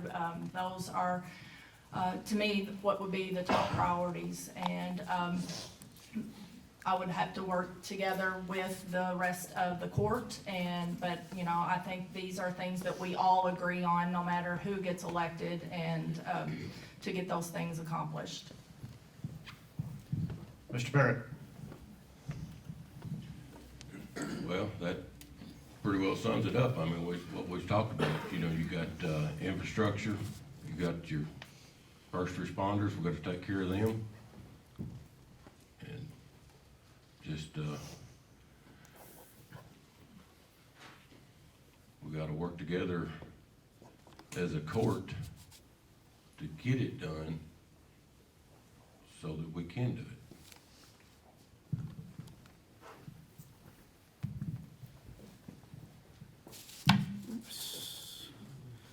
Ms. Yates. Yes. Question one more time. Since we're being Okay, well, oops, let me reset that. Okay, the question again, what do you consider the 3 biggest challenges to the community, and how, as commissioner, would you help meet these challenges? Okay, I'm gonna go off the rails just a little bit here. The 3 things that I think come to mind, transparency, cooperation, and long-term recovery.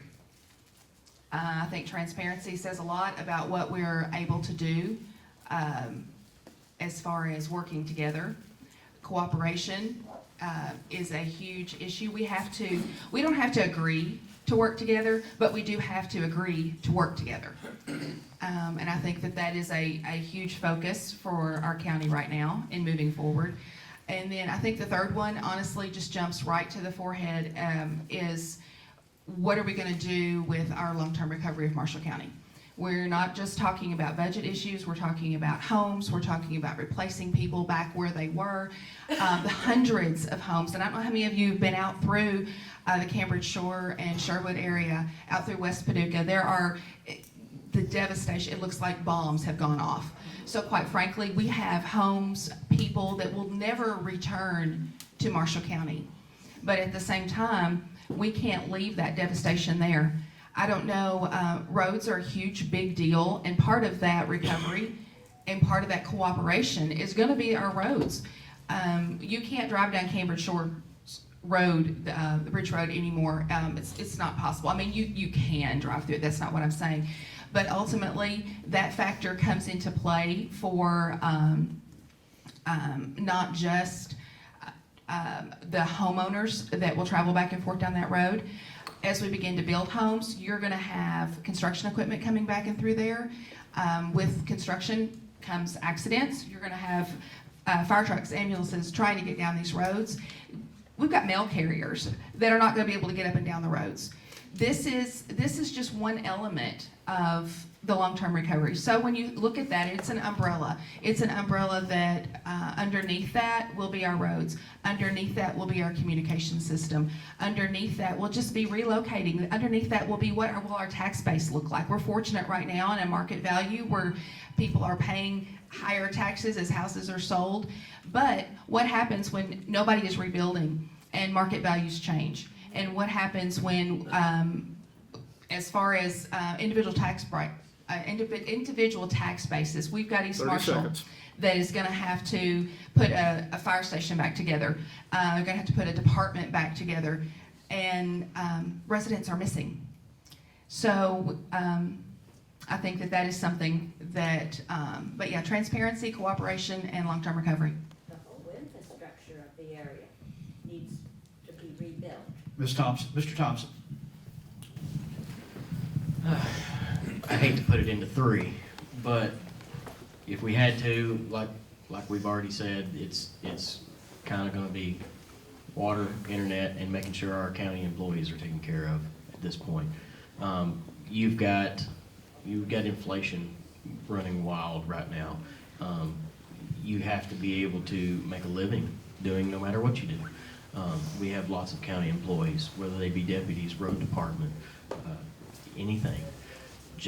The jail definitely needs to be able to make a competitive wage so that we can hire people that are willing to stand in there and do the things that they need to do. We've gotten raises for our deputies here in the recent time, and our jail hasn't received the budget that they need to be able to do that. Budget for maintenance at the jail. Our roads, like she said, our roads are deteriorating due to all this cleanup effort from the tornadoes. We've got to be able to pay these people that are going to go do this work, that are going to maintain this system for us. As far as water expansion goes, it's something it's probably not going to be something that's done in 4 years. It may not be done in 10 years, but we're going to do the things that we need to do to push forward so that there's always forward movement. We can't be stagnant. We can't put something like that on the back burner, because think about expansion in the county. If you want to move out to an area, when I built my house, I'm 700 feet from the end of Jonathan Creek water. I had an option of digging a well for about $5,000, or it would have cost me $4,500 for Jonathan Creek to extend 700 feet to my property. And honestly, as far as Jonathan Creek goes, it needs some maintenance also. I probably would have had to have filtered my water to hook onto Jonathan Creek. It's an added expense. Stuff needs to be worked on. Internet. My mother lives in a house that she can see the end of the line for internet availability. She can't get anybody to run it to her. She has to use an inferior satellite-based service that honestly, when I go to her house, I turn the Wi-Fi off because I can get better service off of my cell phone than I can from attaching to what she has available to her. And we have to be able to look at different options. There are new things coming up. We have competing areas of internet that one area can't service another. 30 seconds. You can see it from across the road, but maybe you can't get service from it. We have new things coming up. We've got Starlink. We've got systems that don't require you to be in a certain area. We can put incentives in place to be able to make the county able to help people get internet that is fast and reliable, and it's new technology. We gotta be able to look at new things. Mr. Gordon. Top 3 challenges and how to approach them.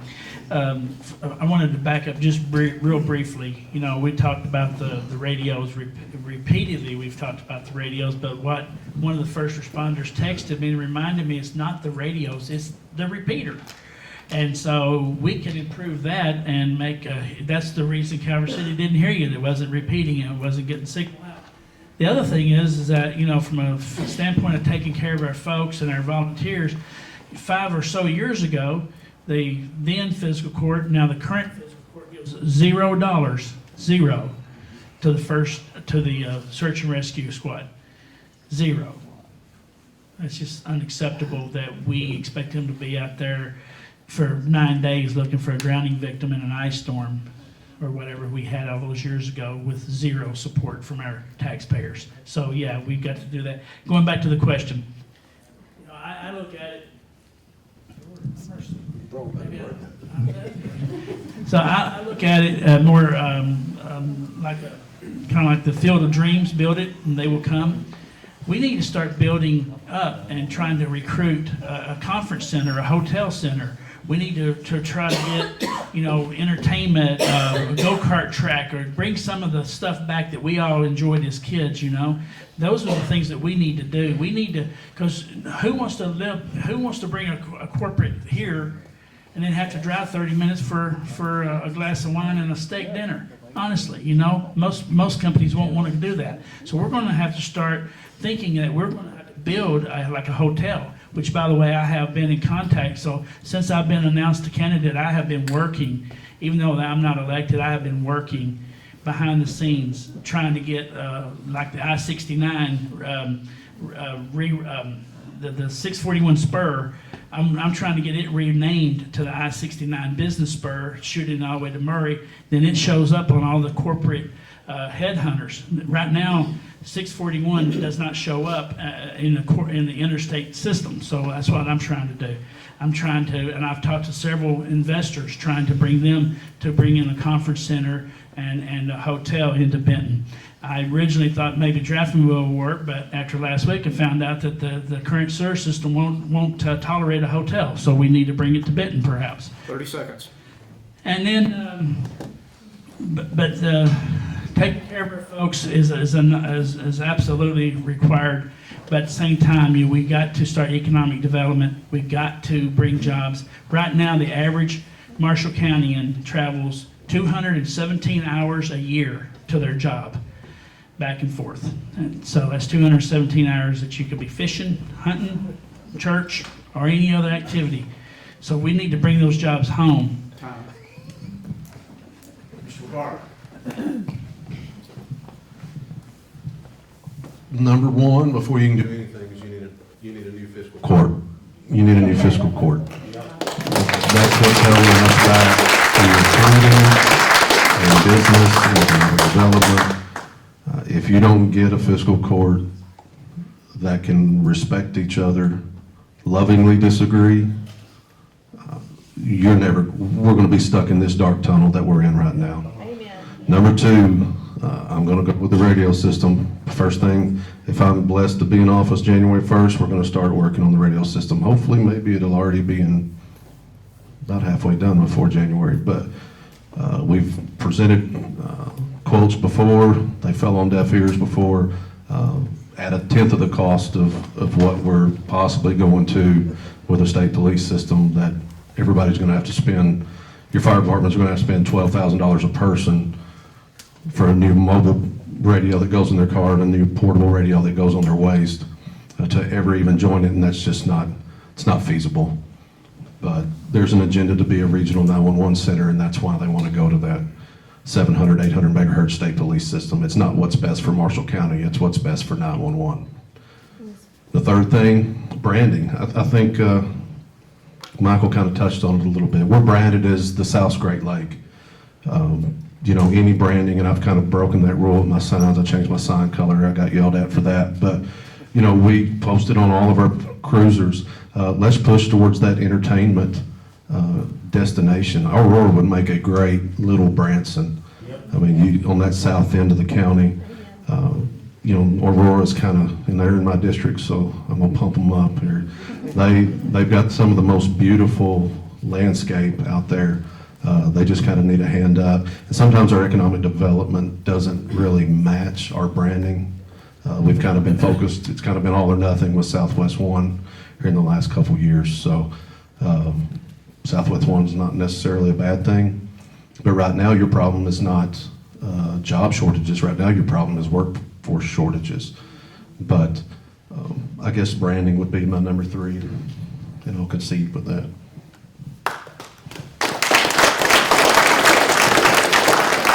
Mr. Britten. Thank you. All right, I'm gonna be just totally honest with you. If we fix the budget and we fix the fiscal court, most of these problems can be fixed. We can deal with it. The money's there, it's just not being spent properly. It's not being budgeted properly. They got their priorities, they're all screwed up. Kevin Spriggs is the only one that stood up and fought for this county to save us anything. That's the truth. You know, my house was hit by a tornado. You know who showed up to talk to me? Kevin Spriggs. Nobody else from the county ever came, talked to me, did anything. Kevin Spriggs did. He cares. But we need to fix the budget first. That's the first thing we need to do. We got to fix that budget. We got to get this house in order. That's a fact. So, with that, I need a bathroom break. I don't know about the rest of you, but I'm done here. I got to use a bathroom.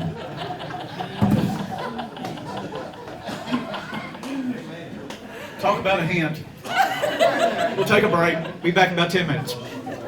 Okay, folks, we'd like to field a few more questions, and we want to first thank everybody that did submit these questions. And I think they're very relevant and dovetailed in very well with what has been highlighted in the introductory statements made by each candidate. So let's now go to question number 3. And Mr. Barrett, it'll be your turn to respond to the question first. We've heard many statements tonight made about spending, about how county funds are expended and utilized. If elected to the commission, what changes would you implement in the spending in the Marshall County Fiscal Court budget?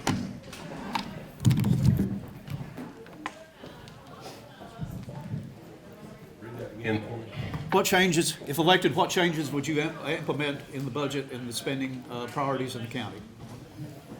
well, as far as priorities, what we talked about, you know, start at the top with your best priorities and work your way down. As far as what the budget is now, I really don't know. So I just have to go from there.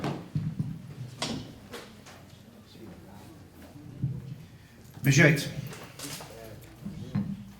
I guess there's 2 ways to kind of look at that. Is that a generic question as far as affecting general spending of the budget, or is it more of a targeted question as to the budget as it looks right now? What are some changes that should be made?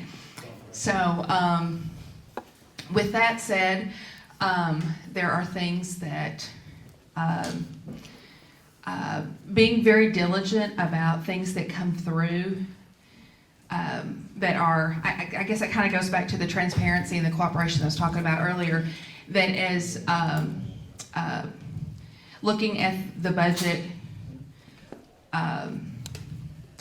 as a transparent document, and then being willing to work together on the items that either are questionable on a budget. Are these necessary? Are these can these be tabled till later? cooperating and working together to see if those items are necessary. I think is first of all, a general topic when looking at a budget. I know whenever I'll be being transparent again. We do not get a paycheck. We work when the money comes in, we get paid, and when it doesn't, we stretch it till the next dollar. So working off of a budget is very strategic as far as, do we need to spend this right now, or is this something that can wait? When we go to buy something, is this the right purchase to make? Is this the right particular one to make? So I think I'm gonna throw in that communication issue right now. That's something that is ultimately a budgetary issue. So that is a questionable thing as far as we have to look beyond just buying something. We have to look at how that affects everyone that's going to be using a particular item. So I think that's when you talk about a budget, you have to see the different items that are on it.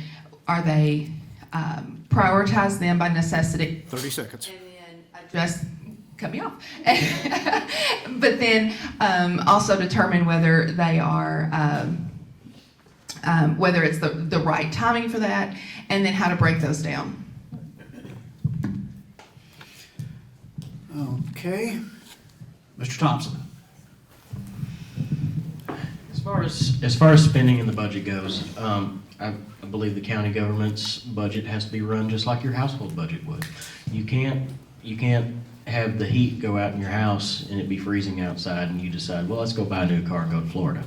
That doesn't make it better. It just puts the problem off till later. You have to be willing to prioritize and make sure that we're taking care of things that need to be taken care of, so that we don't end up with empty line items for maintenance in our facilities and such as that. We just have to be fiscally conservative. We have to make sure that what we're spending helps the county and the majority of the residents. It can't be something so spot itemed that only a few people are going to see the benefit of it. Everything needs to be for the greatest benefit of the county. As far as our bills that come in, we need to make sure that we're getting the best value for the items that we have to buy as a county, and we have to make sure that those things are really needed. You hear about pork and bills and wasted spending at congressional level in the country, and we just got to make sure that when something gets purchased, it's something that meets our needs but isn't extremely extravagant. And just because, yeah, that may be the best of the best of the best, but is something that's half that price completely adequate to do the job? It's just something we got to look at. Everything needs to be able to be gone through, everything needs to be able to be seen, and we have to have transparency within where the money is going and how it's spent.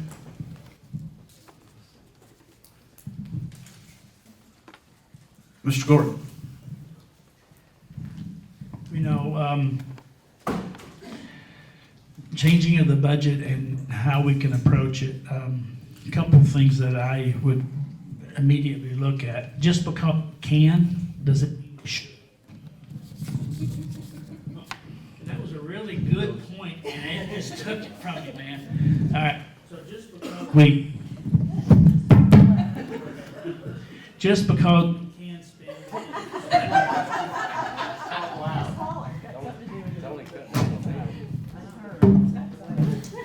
Just because we can, don't mean we should spend something.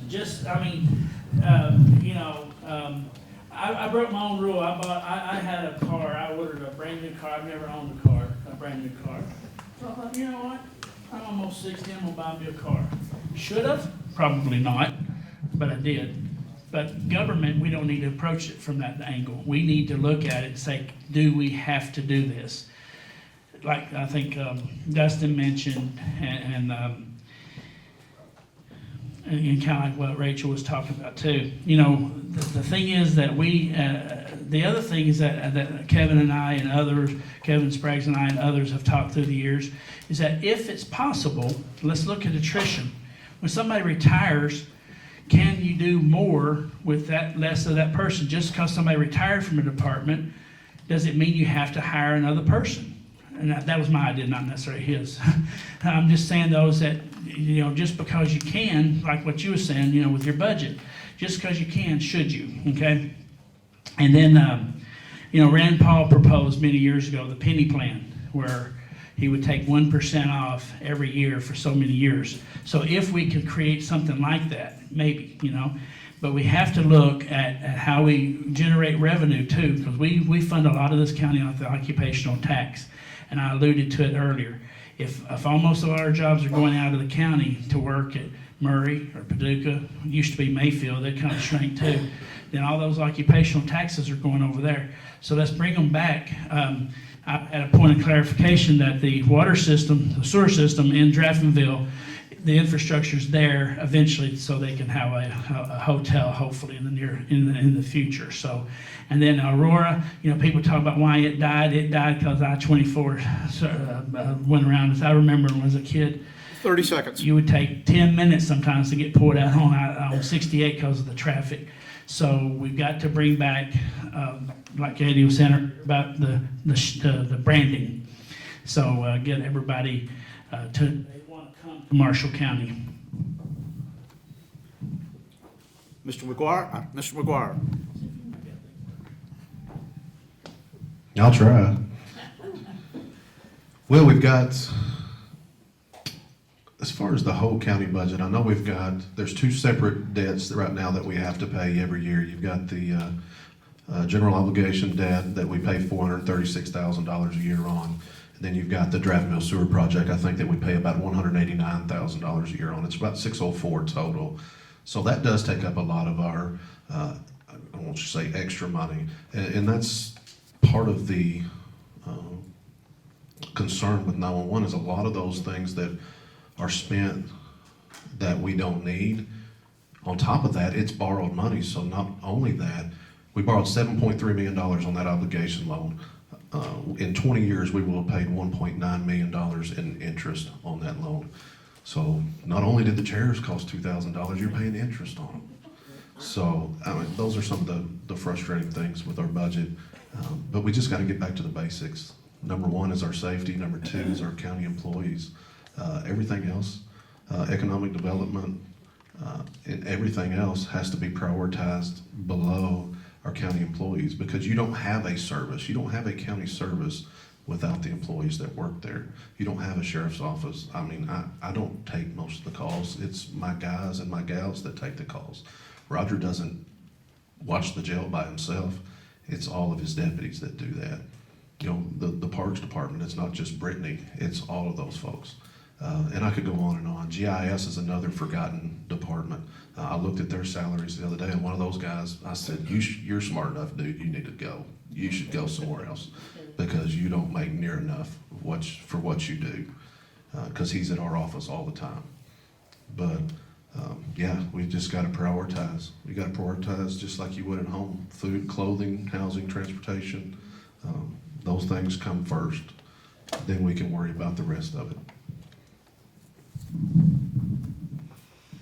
Mr. Britten.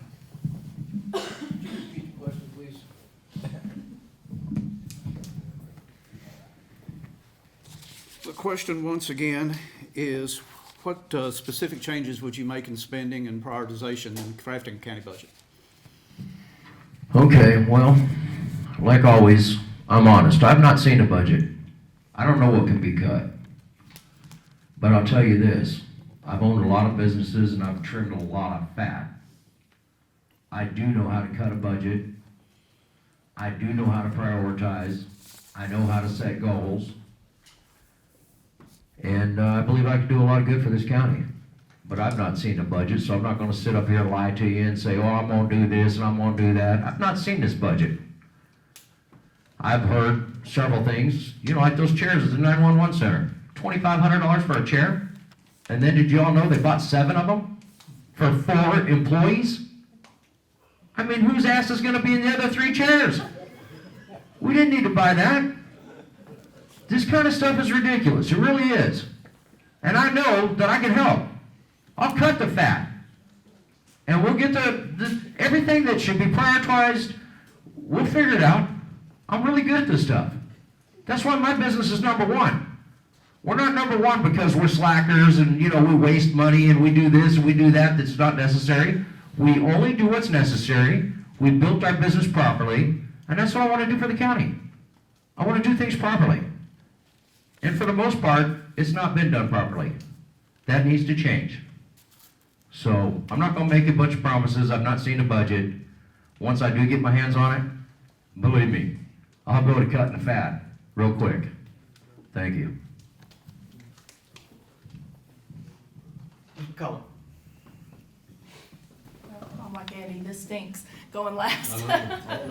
Everybody's already said what I was thinking, but we are on the same page. Prioritize between wants and needs, and large projects such as the 911 center. If you've been in any type of project planning, you know that they're done in phases. And to me, I think that there should have been an estimate put forth before things were ever purchased. An estimate, you may not know exactly, but you'll have a good idea of what you're going to spend, and that way the court wouldn't have been surprised when the purchase order came up for those chairs that were already purchased. Again, find ways to cut spending without negatively affecting the county. And one other, the process needs to be changed for our county departments to be able to order things, such as the road department. I know that they have had breakdowns, and they have to present a purchase order. And, it may be an immediate need, but it may be 3 days before that purchase order gets approved. The whole process just needs to be changed, and I would be glad to help try to figure that out. Thank you. Okay, question number 4, and Ms. Yates, you'll be the first one to answer this one. One of the most expensive cost in personnel is health insurance. Would you support continuation of full premium payment on family plans, or would there be a possibility of cost sharing as it's done in many private sector organizations? Okay, well, of all the ones to get started with, thank you. Well, I will say that we've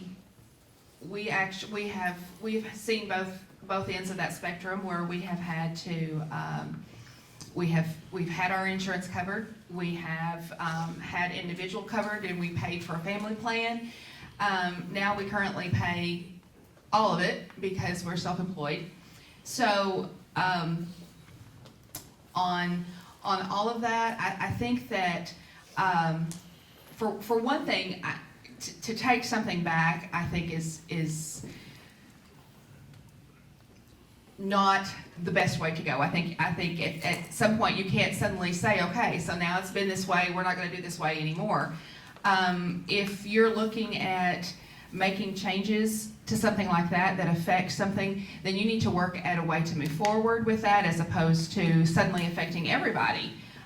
Because that's something that's planned for, that's something that is part of what a family brings in at this point. So that is, I guess,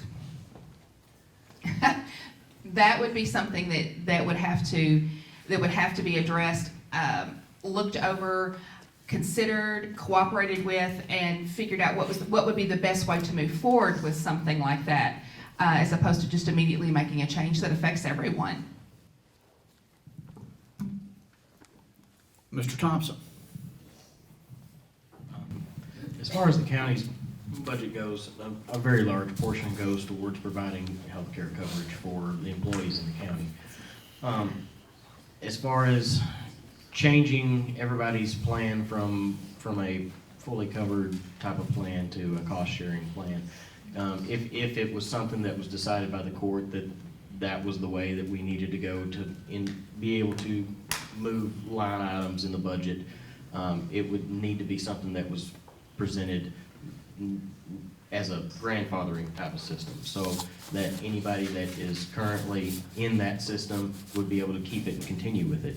And you may start implementing the change to new employees as they came into the system. It wouldn't be a quick overnight type of solution to the problem, but it keeps our promises that we've made to our county employees and makes sure that we're doing the best we can for them while also looking forward to our future and how we're spending our monies in the county. Mr. Gordon? So the question was, would we keep full coverage versus cost sharing? What I would tell you is that I have worked, like the other ones have said, they've worked jobs where it's all covered. I'm gonna give you a different perspective. Doc, you know, you've talked about this before, about like a concierge or like a private pay. Now, if the laws allow it, we could hire a doctor or a nurse practitioner and pay them $50 and get cost share of that, and they could do all primary. There's also laws in Kentucky that allows a doctor to buy generic prescription medications from wherever they're made at. So we could easily, for $50 an employee to $60, provide up to 80-90% of their generic medications, and we could also, then we could ask the employees to pay, say 25 of that, and we pay 25. Then the only thing they would need, and this would also include labs, x-rays, it would provide everything except for catastrophic care. And and we can also make that an employee health plan so that the employee health nurse then would be able to monitor and do care management, which that we all have prior experience at that, to make sure that they're not, if they're need to be out for 4 weeks, then if they're ready in 2 weeks, then we can bring them back on light duty or something. So there's ways that we can take this. We've got plenty of medical expertise, and we got 2 great nurses, me and Tammy, that's right up here on this panel, that would be more than willing to tell you that if there's anything that we know in healthcare, Tammy, what is that? Change is constant. I worked for 3 different companies in 1 year and never left the same building. So change is constant in healthcare, in government. So we have to, everything we need to do, we need to go, okay, let's look at this from a different perspective. So we can use doctors, we can use nurse practitioners to do like a concierge plan and give them everything except for catastrophic. When I was a kid, you didn't have primary care, you didn't have a medicine card. You had, if you broke your leg, you went to the emergency room or you went to get surgery. When we went to Dr. Ellis or Dr. Ford, you know, you paid $10 or $12 to $15, and that was a large sum of money for my parents, you know. So, but anyway, so we got to look at this from a different perspective. 30 seconds. Let's bring the providers into this mix and get them to help solve the problem. And again, I think though one of the problems is the Affordable Care Act. If we have to provide all this processes, can we get a better deal from the insurance companies if we're not getting? And you know, then that would be a choice by the employees too to join that plan. If they chose to join it, then they would have all their coverage there, and then we would only, as a county, we could pay 100% of their catastrophic hospitalization like we used to sell. Mr. McGuire? I forgot the question. What would your stance be on employee insurance? Many people in the private sector, is a cost-sharing thing. Would you support continuing the full family coverage, or would you be willing to consider a cost-sharing arrangement for county employees? Well, we do cost share. That's the first thing, is we pay, I think it's about $1,300 a month for a family plan employer, but our employees pay about $420 a month. So it is cost shared right now. The sheriff's office spends probably $260,000 a year, $260,000 a year for the insurance, and that's with a lot of our officers being retired officers who we don't pay benefits on. So it's a pretty decent draw right now. It's a little high on our share. $400 is a lot when they're making $13 an hour. But we've always got room to improve. I think it went up just a tick last year, but for the most part, it is a drawing point to have that insurance. And I think a single plan is maybe $25 to $50 a month for us. So we do cost share now, and I think we should keep it that way. Mr. Britten? Well, I'll be the first one to admit, I don't know a whole lot about insurance, not health insurance. I dropped mine after Obamacare. My insurance went from $260 a month to $820. My deductible went from $1,000 to $5,000. That meant I spent roughly $13,000 a year before I got any benefit at all. Now, why would I want to do that? I'm smart enough to understand that health insurance is not health care. Health insurance is the companies that stand between you and your health care. That's the first thing we should all understand. Health insurance is not health care. It's a business of taking money off of people that need health care. And we got to shop around. I mean, with anything, the more you shop, the better deal you're going to find. That's the truth. Now, I don't know much about it, but I got a bunch of friends that do, and I'll get my friends involved. I'll learn what I need to know. But as of right now, I don't know a lot about this subject, so I'm just going to have to be honest and tell you straight up. I don't know much about it. I'll learn it, and I'm a real fast learner. But I guess that's about all I got to say on that. Ms. McCullough? It's funny that we should have this question. I just called our insurance company today for our business and to get a quote, and for a family, it's $1,000 for a family of 3, and I'm getting a really good deal because I'm doing it through the chamber. So with insurance costs being what they are, if these employees already have this set up and they are doing the cost share, I would hate to take that away.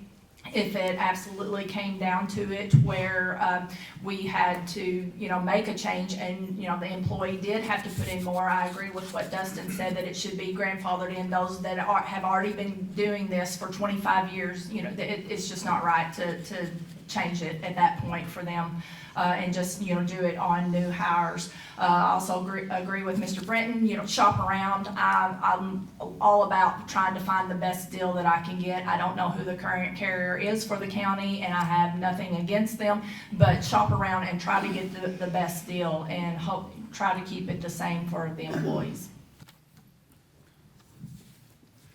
And Mr. Barrett? Well, it all comes back to the budget. You've got to live within your means, but you've got to honor your promises.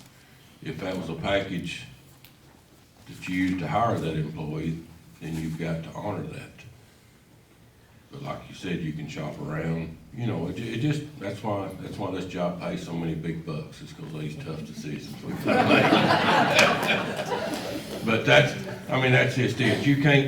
You can't draw it out from under their feet. If you use that as a package for incentive, that's part of their salary, then you've got to honor that. But also, if it's not enough money there to do that, then you got to make some tough decisions on where to cut to honor your pledges, what you made those employees.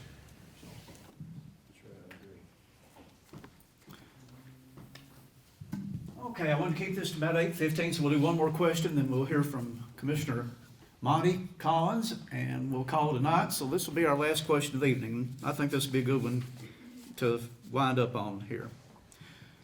And remember, you've got 3 minutes to respond to this.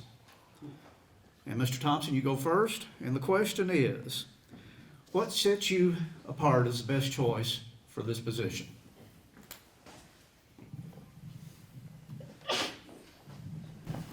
This isn't where I expected to see myself. This is my first foray into politics. I'm learning to public speak, and you're watching it. This is the first time I've ever had to do it. So,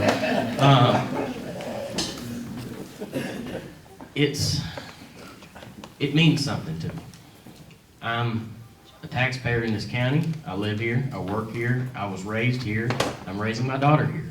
I think I've lived other places doing school. I've been to other places for training for work. This is my home. This is where I wanted to be. This is what I care about. As far as why I think I would be good for this, I'm willing to listen. I'm going to talk to people. I'm going to be available. I'm gonna work for the people of this county. I'm not doing this for me. I'm doing this for everybody in this county to be able to have a better life in this county and to see improvements made. I want jobs here. I want tax money to stay in this county. I want improvements that we can all see. I want to be a good steward of our tax money. A lot of this job is making the budget, making sure where that money goes is correct, and making sure that we're not wasting. I'm not here to argue with everybody. I'm here to work with everybody. And that's my biggest, I don't know how it's gonna go. I don't. This is new to me. But I'm willing to talk and I'm willing to listen, and I want to put the work in for everybody. I hope you'll support me. Like I said, I'm running for District 2, but ultimately, when we're elected, we're all one county, and that's where I want to get us to be. Thank you.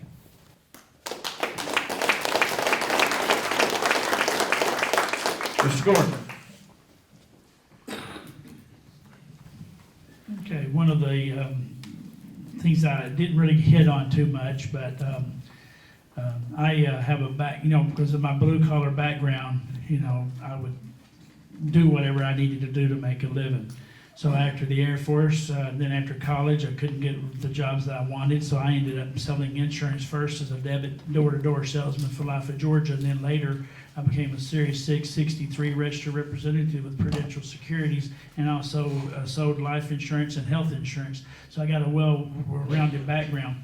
Because of my blue-collar environment and nature, or raising, the Air Force put me on a backhoe and a dump truck, and I learned how to build roads. I couldn't do it now, but I know the principles behind building a road. So I have managed multi-million-dollar budgets. I've had 55 employees. I have actually worked as a contractor all over the nation. I've worked in 10 different states and managing people, solving problems. I was hired in to come in for 3 or 6 months and fix a problem and then go on. I always said it took me about 3 months to really not like me, and then by the 6th month you was ready for me to go. So hopefully you'll give me your vote, and it won't be but a couple of things I want to point out real fast is that I'm the last guy on the ballot, but I'm going to be the first to make Marshall County great. Okay, so make Marshall County great again. Hey, I like that one. Got a ring to it. Yeah, it does.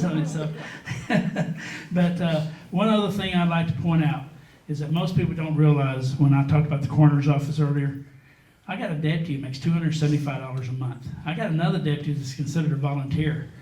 I got another deputy who makes $500, another deputy makes $800. Y'all want to pick up bodies for $400 a month? We need to improve all of our infrastructure, all of our personnel. But, and so because of my experiences, I know exactly where the working guy's at. I've been in the finances, and I've been in all ends of it. I've sat in houses with roaches crawling across my feet. And then I've sat in mansions with governors and with senators, representatives. And so I'm telling you, I am by far the most qualified person here. And absolutely, unequivocally, I believe that, or I wouldn't be here, because I could have ran for coroner. 30 right? seconds. But I chose not to because, frankly, the job was killing my back.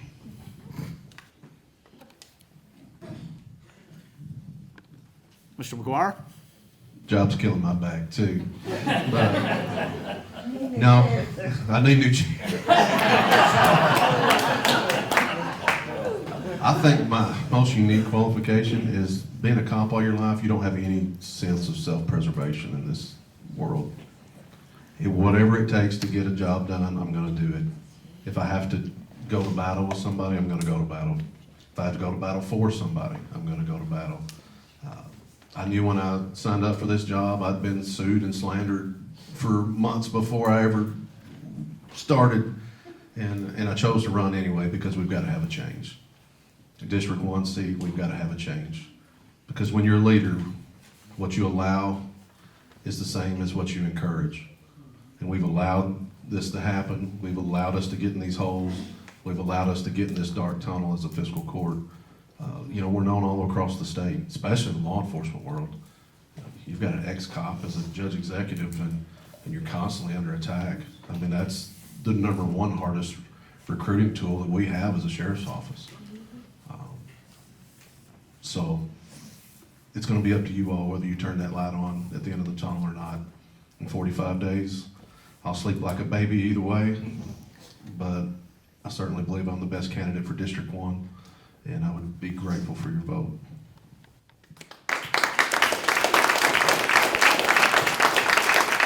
Mr. Britten?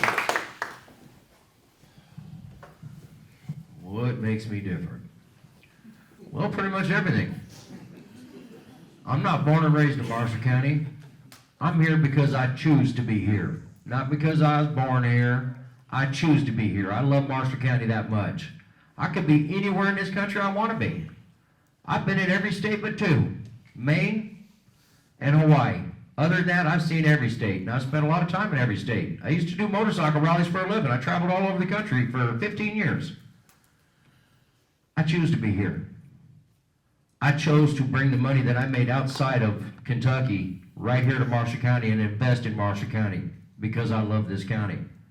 I like the people here. All these people up here, they're good people. I think that all of them, their hearts are in the right place. If you think somebody else is better than me, hire them. But I've got a lot of knowledge, a lot of experience, and I'm willing to put it to work. So, it's up to you. If you want to hire me, give me the job. I'd be happy to do it. And I don't want the money. I don't need that money. I'm not doing it for the money. I'm doing it because I see the change is needed in this county, in our county government. It does need to change. And I hope y'all will make that change, because it's up to you. It's not up to me. I only have 1 vote. That's all I get. I want to see change happen. The question is, do you all want to see change happen? You want to see your taxes keep going up? You want another Taj Mahal of a 911 center? We got a couple $1 million in that building, and, we keep hearing this pipe dream of, we're going to get other counties to pay us to do their 911. Well, how much do those counties pay? I've never heard that. In business, we have a term called return on investment. I never put a dime of my money into an investment without knowing, when do I get my money back? When does my money come home? That's return on investment. We don't have anybody thinking of that except for Kevin Spriggs. He's the only one. We got to make some change. We really need change bad. I'll be happy to help, but I can't do it without your vote. So please consider voting for me. Thank you.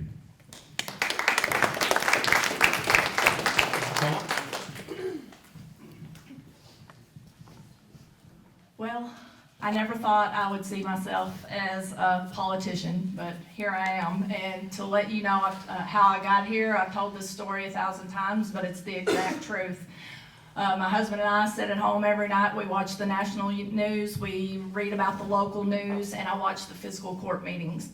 I would go into the greenhouse every morning, and we would be cutting our lettuce and packaging it to get our orders out. And I would just be talking about everything that's going on. And Dad said, you should run. You should run for office. And then my husband encouraged me as well.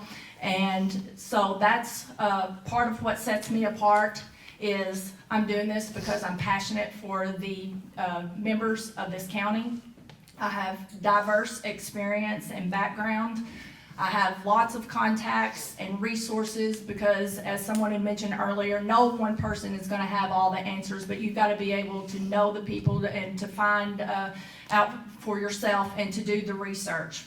And I know that you're not going to make everybody happy all the time, but I just want to try to do what is right. I've worked with surgeons for many, many years, and they've thrown instruments across the room, they've yelled, they stomped, they've done everything. So if I can handle that, I think I can handle being a commissioner. I'm number 3 on the ballot, and I would appreciate your vote on May 17th. Mr. Barrett. What was the question again? I done forgot. Oops, sorry about that. What sets you apart as best choice for a seat on the Marshall County Fiscal Court? Well, let's see here. You're bigger than all of us. Yeah, I'm bigger. If we get in a wrestling match, I got a pretty good chance.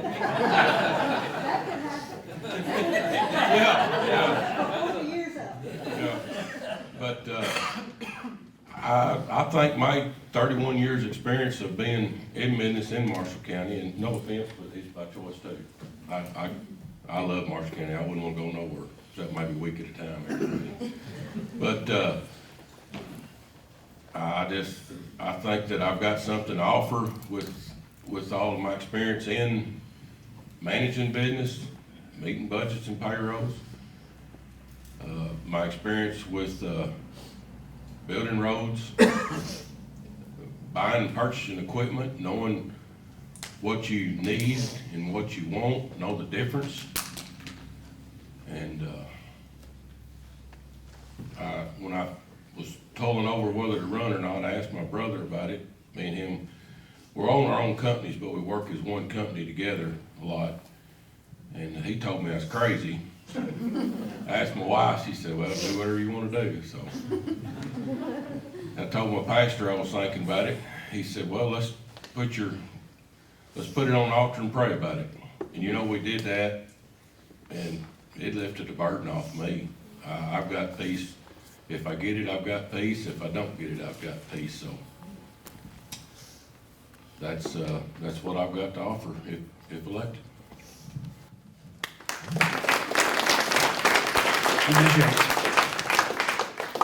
All right, Marty, I'm gonna steal some of yours for a minute. Short answer is, I prayed about it.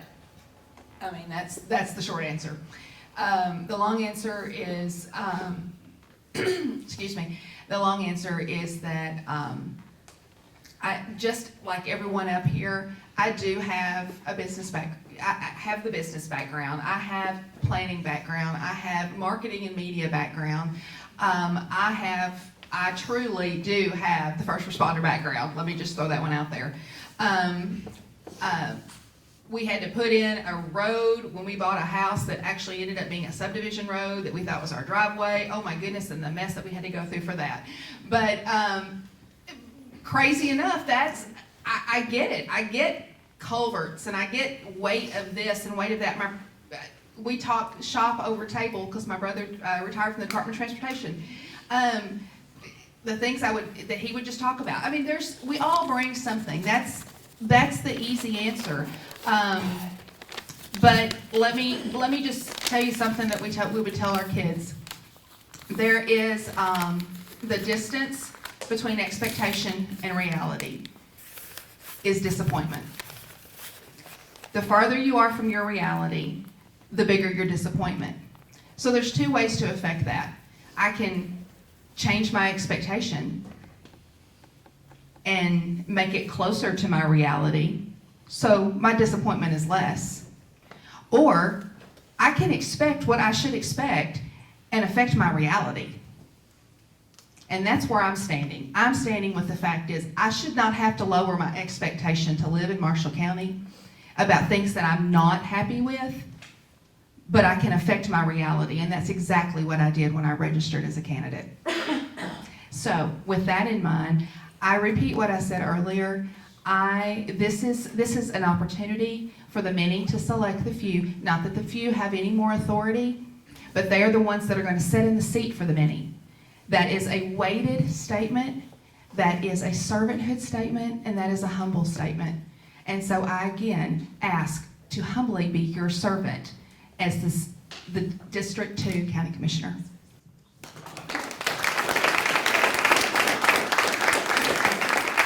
At this time, we're going to give Commissioner Monty Collins the privilege of the floor, and following that, this will conclude our forum tonight. Commissioner Collins.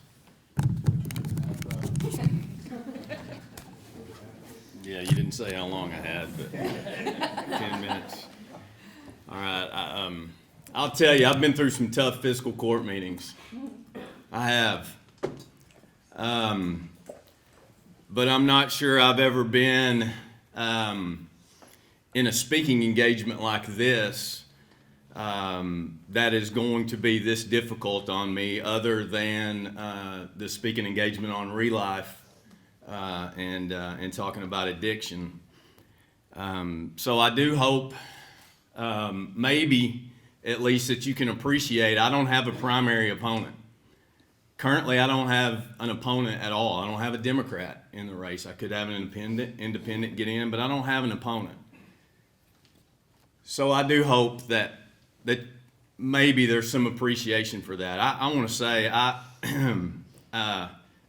apologize to my wife for inviting you. At this point, I'm glad we didn't bring the girls because it's been tough.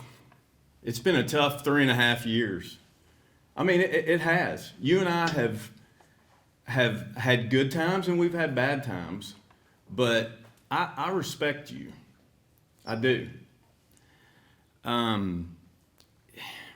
You know, I didn't really make a campaign promise in 2018 necessarily, but I focused mainly on my own assets that I thought that I could bring to the fiscal court. I have a finance degree, been working in I was in banking for 15 years now, real estate for 10.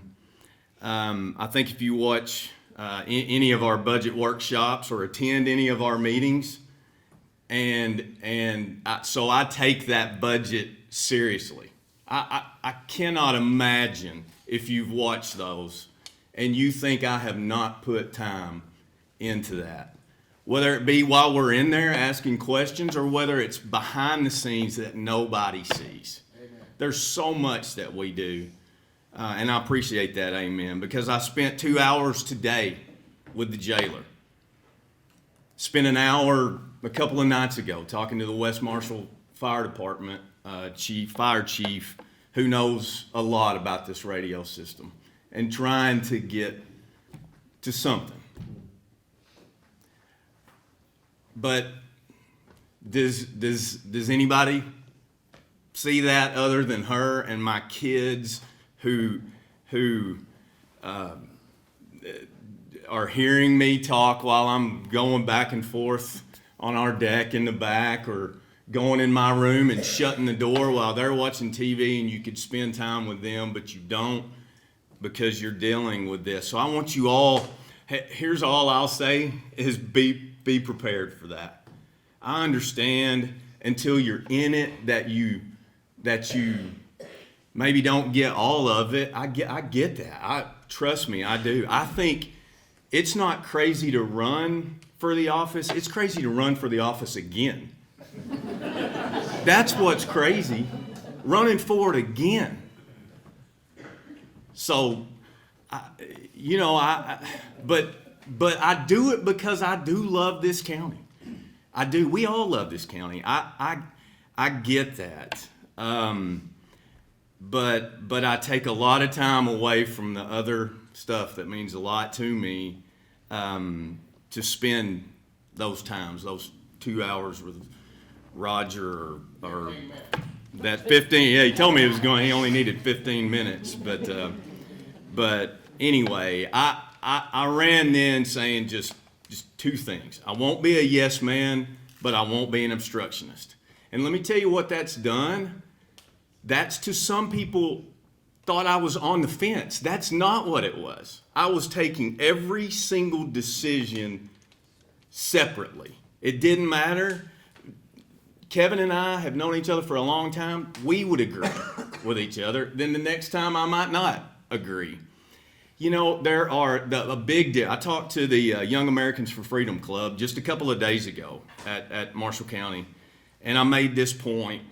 And then I told Denise, I was like, I don't know where I came up with that, but it's brilliant. So just, at least one laugh. But I'm serious. Think about this. There are 435 United States congressmen. There's 100 United States senators. There's 39 state senators. There's 100 state representatives. There are 4 on this court. My wife and I have 2 16-year-old daughters. The 4 of us cannot ever ever agree on what to eat for dinner. Never. Think about that. There are 4 of us. So a 3-to-1 or a 2-to-2 does not necessarily mean one side is right and one side is wrong. But it's okay that we don't agree. It doesn't make us a joke. And so I take it seriously. I see posts when they say the county, blah, blah, and I take it like it's me, and it's probably not. Denise would tell me, just because you mentioned the fiscal court doesn't mean it's about you. Well, I can't do that. I take it personally, and so I just want you to know that some of the stuff that we've talked about tonight, we have been moving towards that. I mean, I feel like we've brought water to more people in the last 4 years than has been brought to people in years before that. It is not cheap. I think great example there. I mean, you could spend $700,000 and it might take it to 40 homes. This broadband, we all want that. But let me just say, the first grant we put in was for a split. It was going to go to potentially, I think, 313 houses, potentially. 313 houses that would get broadband that don't. The bill is $2.7 million. There's potentially 5,000 unserved houses in this county. That is a $27 to $30 million get. So it takes us, fighting for this county with our state senators and our state representatives, or our United States senators or our United States representatives. And we do that all the time. It's behind the scenes, but we do it all the time, trying to say, do whatever you can to get us this money.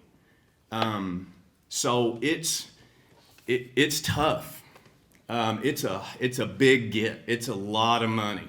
It's not going to be done overnight. Whoever said that, it may not take that 4 years. I totally agree. But we've got this ARPA money. We've committed every single dollar of it to water. Every single dollar of it to getting water to folks who truly need it. Again,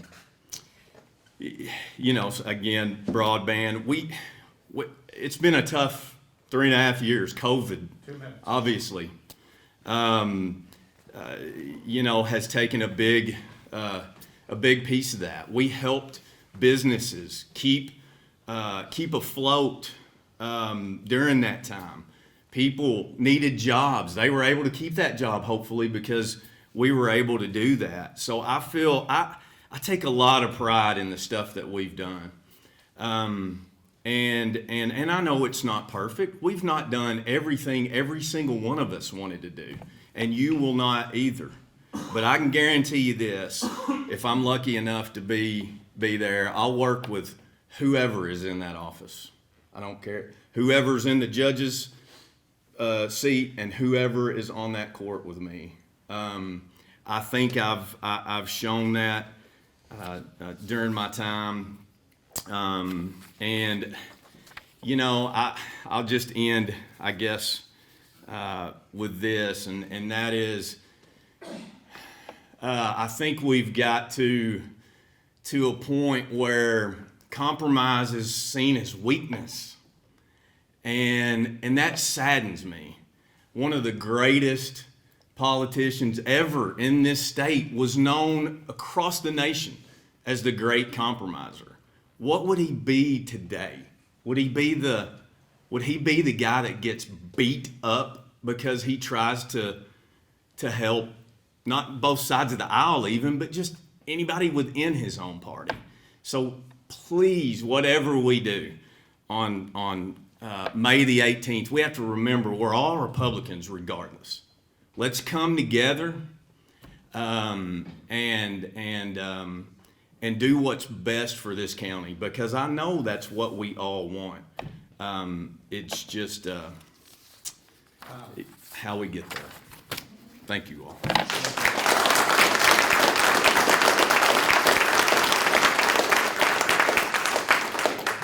Friends, this concludes this forum, and I want to thank everybody for their attendance. We want to thank everybody that submitted questions, and we want to thank our participants, everyone. Now, it takes a lot to face a group like this, face some questions that some might consider difficult, but the candor and the openness is deeply appreciated. We may not agree, but we do respect, and we are grateful that this has been put out where we can have information and make a rational and a wise choice in the upcoming primary and the upcoming general election. So I want to conclude. Let's give everybody a hand. Stand.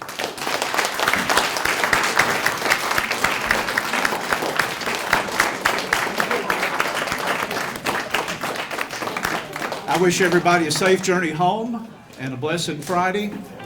Good night.